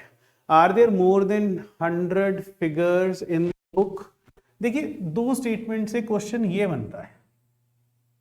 स्टेटमेंट 1 से बोलता है कि यार हर पेज पे 2 से ज़्यादा नहीं है, 51 पेजेस की बुक है, सो डेफिनेटली मैक्सिमम जो है 51 इंटू 2 जो आपका हो जाएगा 102, राइट। बट ऐसा भी हो सकता है कि एक ही पेज में 2 हो, बाकी पेजेस में कम हो, तो are there more than 100 figures, तो ये स्टेटमेंट 1 अलोन तो नहीं बता सकती, हो भी सकता है नहीं भी हो सकता।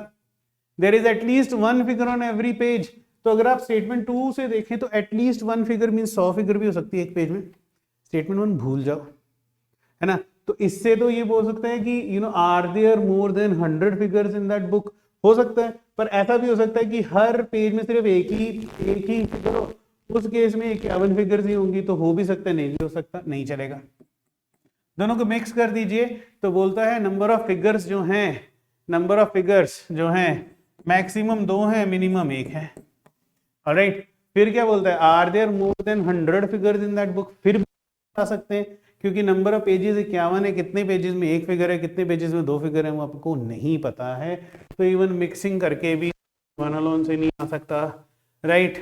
Both 1 and 2 are sufficient to answer the question, both से भी नहीं आ रहा, S1 and S2 together are not sufficient to answer the question, S2 alone से भी नहीं आ रहा, आंसर सी, बच के रहिए राइट। और ये देखिए, ओ माय गॉड, फिर से आपका स्टेटमेंट वाला, इन्हीं दिनों इन्होंने शुरू किए थे स्टेटमेंट वाले। इसे consider the following statements, minimum number of point of intersection of a square and circle is square and circle are 2, क्यों, इसमें तो कोई भी नहीं है, सो मिनिमम में तो 0 भी हो सकता है, तो ये तो गलत है स्टेटमेंट, है ना, गलत, बोथ भी गलत। The maximum point of intersection of a square and a circle is 8, I think does make sense, आ रहा है ये, ठीक है, only 2 चलेगा, इससे ज़्यादा क्या मैक्सिमाइज करोगे, point of intersection of a circle and a square. And बहुत सारे तो क्वेश्चंस जो ज्योमेट्री पे पूछे जाते हैं वो मतलब this kind of questions are being asked, right. बोलता है man walks down the back side, so walks down the back side of his house straight 25 meters, so back side of the house, a man walks down back side of his house, so straight 25 meter, then turns right and walks 50 meters, 50 metre, फिर चला गया, right, and then he turns towards left, so इस तरह चल रहा था, turns toward left हो गया और 25 मीटर और चला गया, 25 मीटर और चला गया। What is the direction from the starting point? So his house faces east. So यहाँ से इसने शुरू किया था, ये डायरेक्शन ईस्ट है, सो डेफिनेटली ये वेस्ट हो जाएगी, ये नॉर्थ हो जाएगा, ये तुम्हारा साउथ हो जाएगा। सो ये डायरेक्शन चल रही है तुम्हारी, है ना, तो इधर है, तो मुझे लगता है कि ये तो नॉर्थ वेस्ट है राइट, यस नॉर्थ वेस्ट है ना, तो नॉर्थ वेस्ट। ओह फिर से देखिए, all cats are dogs, syllogisms, all cats are dogs and all cats are black. Oh, all cats are black. So conclusion one, all dogs are black. नहीं, ऐसा कुछ नहीं है. And conclusion two, some dogs are not black, right? तो अब ये वाला scene जो है कि जहाँ पे not की बात आ जाती है, some dogs are not black, तो हम, मुझे भी ध्यान है, आपको भी पता होगा कि हम ट्राई करते हैं कि इसको डिस्प्रूव करें। तो एक और फिगर बना लेते हैं, some dogs are not black. So ऐसा भी तो हो सकता था, cats and dogs and black, ये भी तो चलेगा। See, all cats are dogs, all cats are black. तो इस केस में और ये conclusion, some dogs are not black or some dogs are not black is not true because all dogs are black. So neither conclusion 1 nor conclusion 2 follows. एक बार सिलोजिज्म्स की class लगाओ, मैं तुम्हें बता रहा हूँ इतना मज़ा आएगा। उसके बाद चाहे वो स्टेटमेंट्स 10 हों, 12 हों, 4 हों, 5 हों, बड़े आराम से अपन लोग कैटर कर सकते हैं उसको, बहुत इजीली कैटर हो सकती है। हो चलिए आगे देखते हैं। Consider the sequence 5। तो मुझे लगता है कि how many odd numbers are followed by odd numbers, odd numbers are followed by odd numbers. 5 is followed by 1, right? 7 is followed by 3, 3 is followed by 9, but 9 is followed by 8, right? 5 is followed by 7, 7 पर 7 2 से follow हो रहा है। फिर से देखिए, 3 is followed by odd number, 1 is followed by odd number, but 5 नहीं, right? So उसके बाद अगर आप चेक करेंगे, 3 8 के 5 2 का, है ना, और तो कोई नहीं है। So how many odd numbers are actually followed? तो कुछ भी नहीं था, ठीक है कि नहीं? क्रॉस काउंट कर लो, 6 odd numbers हैं ऐसे और ये वाला जो क्वेश्चन है ना, ये जो सीक्वेंस या रैंकिंग वाला क्वेश्चन है, बहुत सारे बच्चे गलत करते हैं, बट मैं आपको बता रहा हूँ इसका ना कुछ ज़्यादा टेंशन नहीं लेना है। बोलता है A 16 from the left end of the row, right? A 16 है, ये रहा ए, राइट? मार्क कर लो बड़ा सा, ए 16वां है, राइट? सो 16 है ना, सो 1 2 3 4 5 6 7 8 9 10 11 12 13 14 15 और ये 16वां, ले जी। उसके बाद बोलते हैं v is 18th from the right hand, वो हम नहीं बना सकते क्योंकि हमें a की पोजीशन का नहीं पता। बट फिर बोलते हैं g is 11th from a towards right. So g जो है वो 11th है, तो ये रहा g जो 11th है, राइट? 1 2 3 4 5 6 7 8 9 10 और ये 11, तो ये g बन गया, ऑलराइट। एंड थर्ड बोलता है g जो है he is third from V towards the right end, third from V towards the right end, right? So ये रहा तुम्हारा V, हाँ ये क्लियर है। अब अपन बना सकते हैं, बोलते हैं V is 18th from the right end, V जो है वो 18th from the right end है। सो 18th की बात करनी है, अगेन अपने को 18 पहुंचाना है। 1 2 3 4 5 6 7 8 9 10 11 12 13 14 15 16 17 18। अब ये प्लीज इन सबको यार काउंट कर लो, कितना का प्रॉब्लम है। जब तुम काउंट करोगे तो तुम्हारा आंसर आ जाएगा, ठीक है कि नहीं? 41 आंसर आ जाएगा। काउंट करना है, मैं करके दिखाऊं? चलो मैं करके दिखा देता हूँ। 1 2 3 4 5 6 7 8 9 10 11 12 13 14 15 16 17 18 19 20 21 22 23 24 25 26 27 28 29 30 31 32 33 34 35 36 37 38 39 40 41। मैं इस क्वेश्चन को कभी नहीं छोड़ूंगा। 41 लोगों को मार्क करना था यार, बड़े शॉर्टकट चाहिए इसमें। क्या शॉर्टकट चाहिए? कुछ नहीं चाहिए कोई मुश्किल नहीं है, आसान है। हम लोग अपने शॉर्टकट्स को याद कर करके अपनी राह को मुश्किल बना देते हैं, मुझे तो ये लगने लग गया है। कोई शॉर्टकट की जरूरत नहीं थी इसमें, ठीक है? चलिए आगे बढ़ते हैं। A simple mathematical operation in each number of sequences 14, 18, 20, 24, 30 और 32 results in a sequence with respect to prime numbers। तो ये है 14, 18, 20, 24, 30 और 32। इसमें ऐसा कोई मैथमेटिकल ऑपरेशन बनाना है जैसे कि सीक्वेंस जो है वो प्राइम नंबर का बन जाए।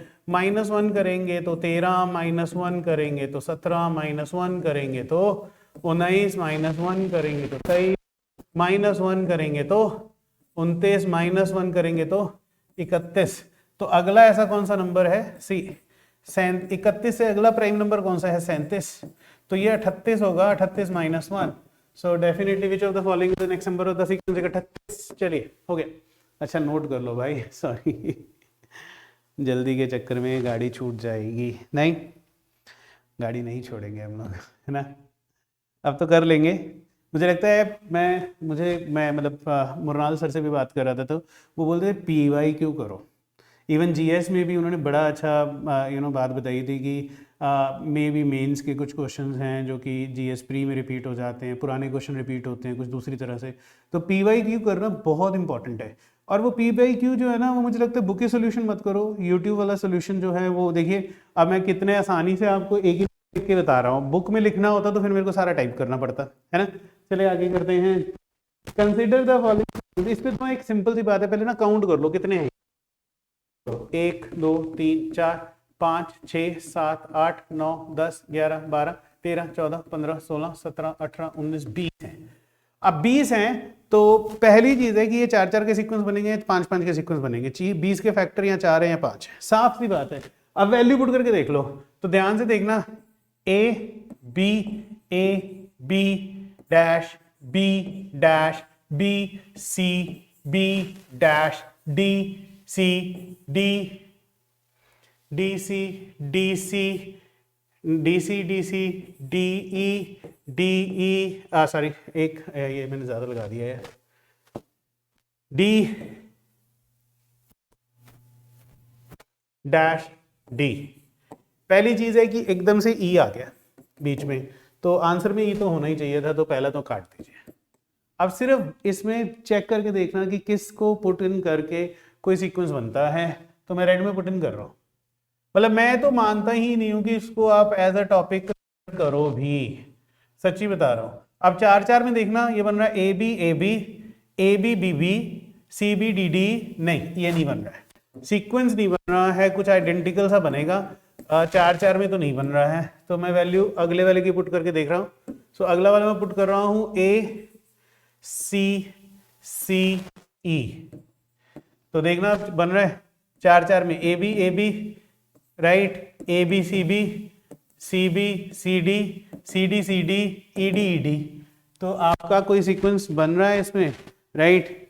AB AB देखो फिर से है AB AB AB CB CB CB right DE सी कोई सीक्वेंस आपका बन रहा है तो आप चेक कर लीजिए। सर ये वाला तो नहीं बन रहा है ना, तो कहीं चेक कर लो 5-5 का बन रहा है कि नहीं बन रहा। 5-5 में देखना, तो चेक करोगे AB AB A BC BC B CD CD C DE DE D बन रहा है। तो मैंने बोला था ना पहले नंबर काउंट करो, 20 है तो या तो 4-4 का कोई सीक्वेंस बनेगा या 5-5 का कोई सीक्वेंस बनेगा। ये समझ बरतनी है बस आपने। और मैं आपको बता रहा हूँ दोबारा करने की जरूरत नहीं है, पहले total number of numbers count कर लो। कई बार वो 3-3 का सीक्वेंस बनता है तो 15 दिए होते हैं, तो 15 नंबर्स दिए हैं तो 3-3 का बनेगा, 5-5 का बनेगा। 16 नंबर दिए हैं तो 4-4 का बनेगा, तो 20 नंबर दिए हैं तो 4 का बनेगा, 5-5 का बनेगा। 12 नंबर दिए हैं 3-3 का सीक्वेंस बनेगा, 4-4 का सीक्वेंस बनेगा। अब मुझे लगता है कि इससे अच्छा मैं लॉजिक तुम्हें नहीं दे सकता। ये एक शानदार क्वेश्चन है। A family of 2 generations consists of 6 members P Q R S T U having 3 males and 3 females. There are 2 married couples, ठीक है, and 2 unmarried siblings. U is daughter, so बोलता है U is daughter of P. U daughter है तो negative लगा लिया मैंने, तो प्लीज मतलब डॉटर के लिए नेगेटिव, फीमेल्स के लिए नेगेटिव लगाए। डजंट मीन कि वो नेगेटिव होती है, मतलब एक सिंबल यूज कर रहा हूँ। और ये जनरेशन का डिफरेंस आ रहा है, ये अपर जनरेशन है, ये लोअर जनरेशन है, right. And Q is hours mother in law, so Q जो है, अब 2 ही जनरेशन बोली है, सी 2 जनरेशन है, तो ये भी एक अच्छी चीज है कि Q definitely R's mother in law है। सो ये रहा आर, ये भी अब मेल है कि फीमेल है, आर्स मदर इन लॉ है, right. So I say that definitely ये भी आपकी नेगेटिव है, मतलब कि फीमेल है, और 2 ही जनरेशन है तो ऊपर और नीचे की जनरेशन है, विच मीन्स डेफिनेटली ये पॉजिटिव है। ऑलराइट, डेफिनेटली ये पॉजिटिव है। और उसके बाद टी इज अनमैरिड मेल। तो अब देखिए इन ये दोनों मैरिड है, पी और क्यू, साफ सी बात है, और इन्हीं के बच्चों की बात हो रही है। सो अनमैरिड है, सो डेफिनेटली यू भी जो है पीज डॉटर है, तो अनमैरिड है तो टी भी अनमैरिड मेल है, so T is a unmarried male, right. और उसके बाद कहता है S is male, so definitely S जो है वो मेल है और उसकी शादी जो है वो आर से हुई है। तो ये दो आपकी जनरेशन्स रही, ठीक है, ये दो आपकी जनरेशन्स रही, और एस जो है वो भी सन है पी और क्यू का। ऑलराइट, तो I hope now this is clear. तो क्वेश्चंस देख लेते हैं। R is U's husband, R is U's husband, no no no. R is S is wife, I think this is working out, yes this is working out, definitely true, right? So B is your answer. I hope this is clear, right? चलिए next देखते हैं। In a particular year 12th January is a Sunday, then much of the following is correct। यार ये थोड़ा सा 12th जनवरी जो है ये संडे माना जा रहा है। I am sorry for this up and down jig print. हाँ, सो 15th जुलाई संडे होगा अगर ये लीप ईयर है। सो 15th जुलाई लीप पे चेक करना है। सो 12 जनवरी के बाद दिन बचते हैं 18, 19। सो जनवरी के दिन है 19, और फेब्रवरी अगर लीप है तो 1, और अगर मार्च की बात करें तो 3, और अप्रैल की बात करें तो 2, और मई की बात करें तो फिर से 3, और जून की बात करें तो 2। आपने कैलेंडर पढ़ा होगा, मैं odd number of days count कर रहा हूँ। और फिर जुलाई में 15 दिन है तो 15 काउंट कर लीजिए।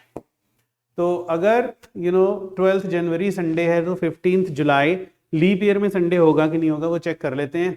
सो डेफिनेटली आपको भी पता है 7 के मल्टीपल कैंसिल करने हैं, तो ये कितना बन जाएगा, 7 के मल्टीपल कैंसिल कर दीजिए, राइट। और ये 7 से डिवाइड होगा तो रिमाइंडर 5, और ये 7 से रिमाइंडर 1 दे गया। सो ये आपका बना 5 जब 7 1 8 which is 1। So 15th July leap year 1 है, विच मीन्स वो मंडे होगा। So 15th July a Sunday, if it is not a leap year, definitely in that case ये 1 काम माइनस हो जाएगा, डेफिनेटली यहाँ पे 0 आ जाएगा, ठीक है, 0 आ गया। So definitely 15th July Sunday for non leap year है, ऑलराइट।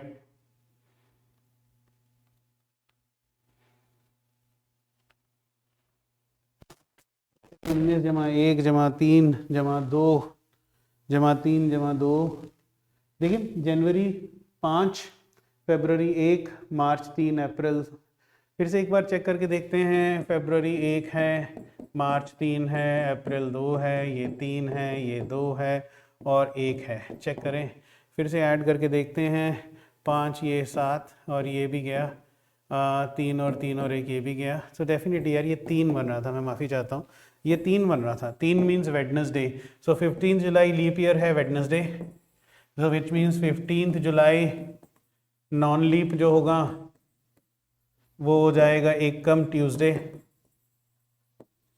राइट। अब 12 जुलाई की बात कर रहे हैं तो 3 कम, सो वेडनेसडे से 3 कम संडे होगा। So 12th July, yes 12th July Sunday if the year is leap. तो please this is the solution, right. तो मज़ा आ रहा है, देखें।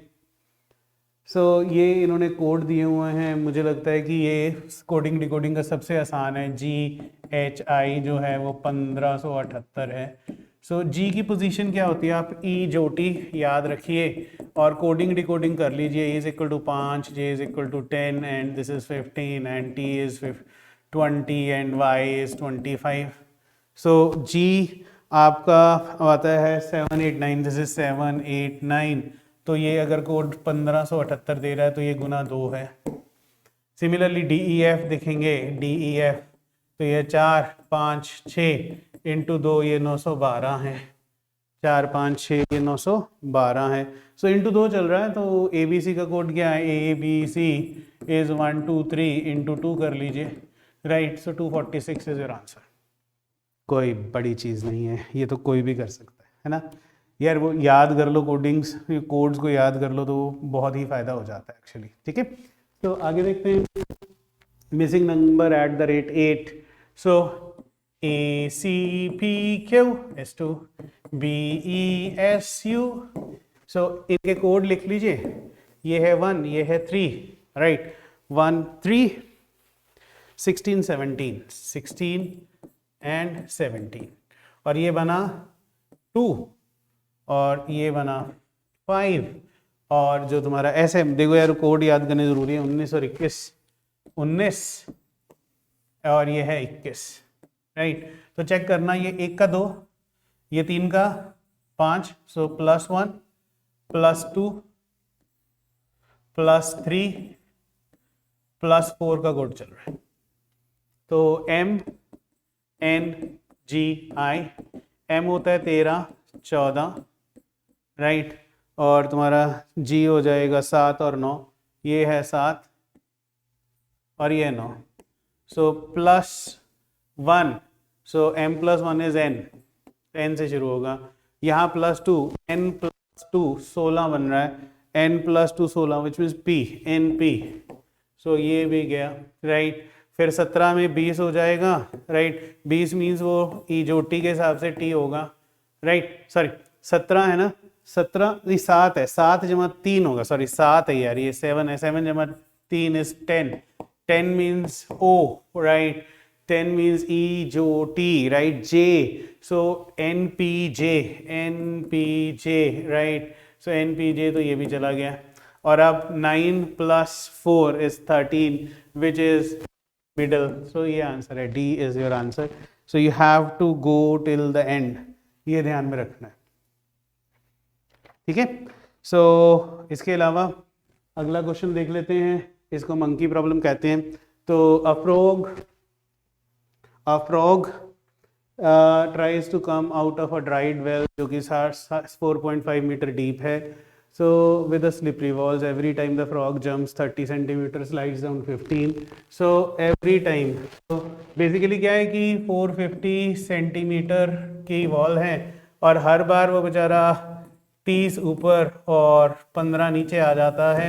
So definitely एक बार में 15 सेंटीमीटर ऊपर चढ़ता है, right? What is the minimum number of jumps required for the frog to come out? देखिए लोग कहते हैं कि sir 450/15 which is 30, which is गलत, क्योंकि देखिए at the end you realise कि 420 पे कितना है, ये आपने चेक करना है। 420 मैं 30 कम जा रहा हूं, जितना एक लास्ट पे एक लीप है ना उससे कम जा रहा हूं, 450 सेंटीमीटर है तो 30 कम चल दीजिए, 420 बटे 15 कर दीजिए, अपॉन 15 कर दीजिए। सो देखिए 30 की जगह वो 28 आ जाएगा।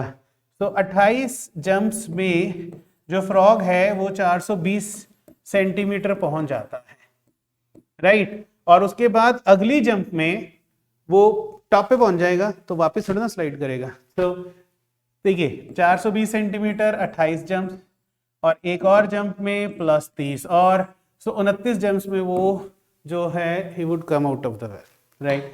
तो अब देखिए कितना मज़ा आया पेपर सॉल्व करके। जो आरसी के पैसेजेस हैं उसके लिए मैं अलग से करूँगा, बट आप मुझे बताएं कि इस पेपर को देख के ऐसे नहीं लगता कि उसने एप्टीट्यूड का हर पार्ट पिकअप किया है। तो प्लीज़ कुछ मत छोड़ो, कोई ट्रिक्स की ज़रूरत नहीं है, ओनली सिंपल मेंटल एबिलिटी है, मुश्किल क्वेश्चन नहीं है, सिर्फ और सिर्फ ध्यान लगाना है और क्वेश्चन अच्छे से करने हैं, राइट। आशा करता हूँ आपको बहुत मज़ा आया होगा। Thank you so much. Unacademy पे आइए, सब्सक्राइब कीजिए और अपने पेपर को क्लियर कीजिए और सीसैट को प्लीज़ लाइटली मत लीजिए। Signing off, thank you so much. Name is Rishi Bhargava and Jai Hind to all of you.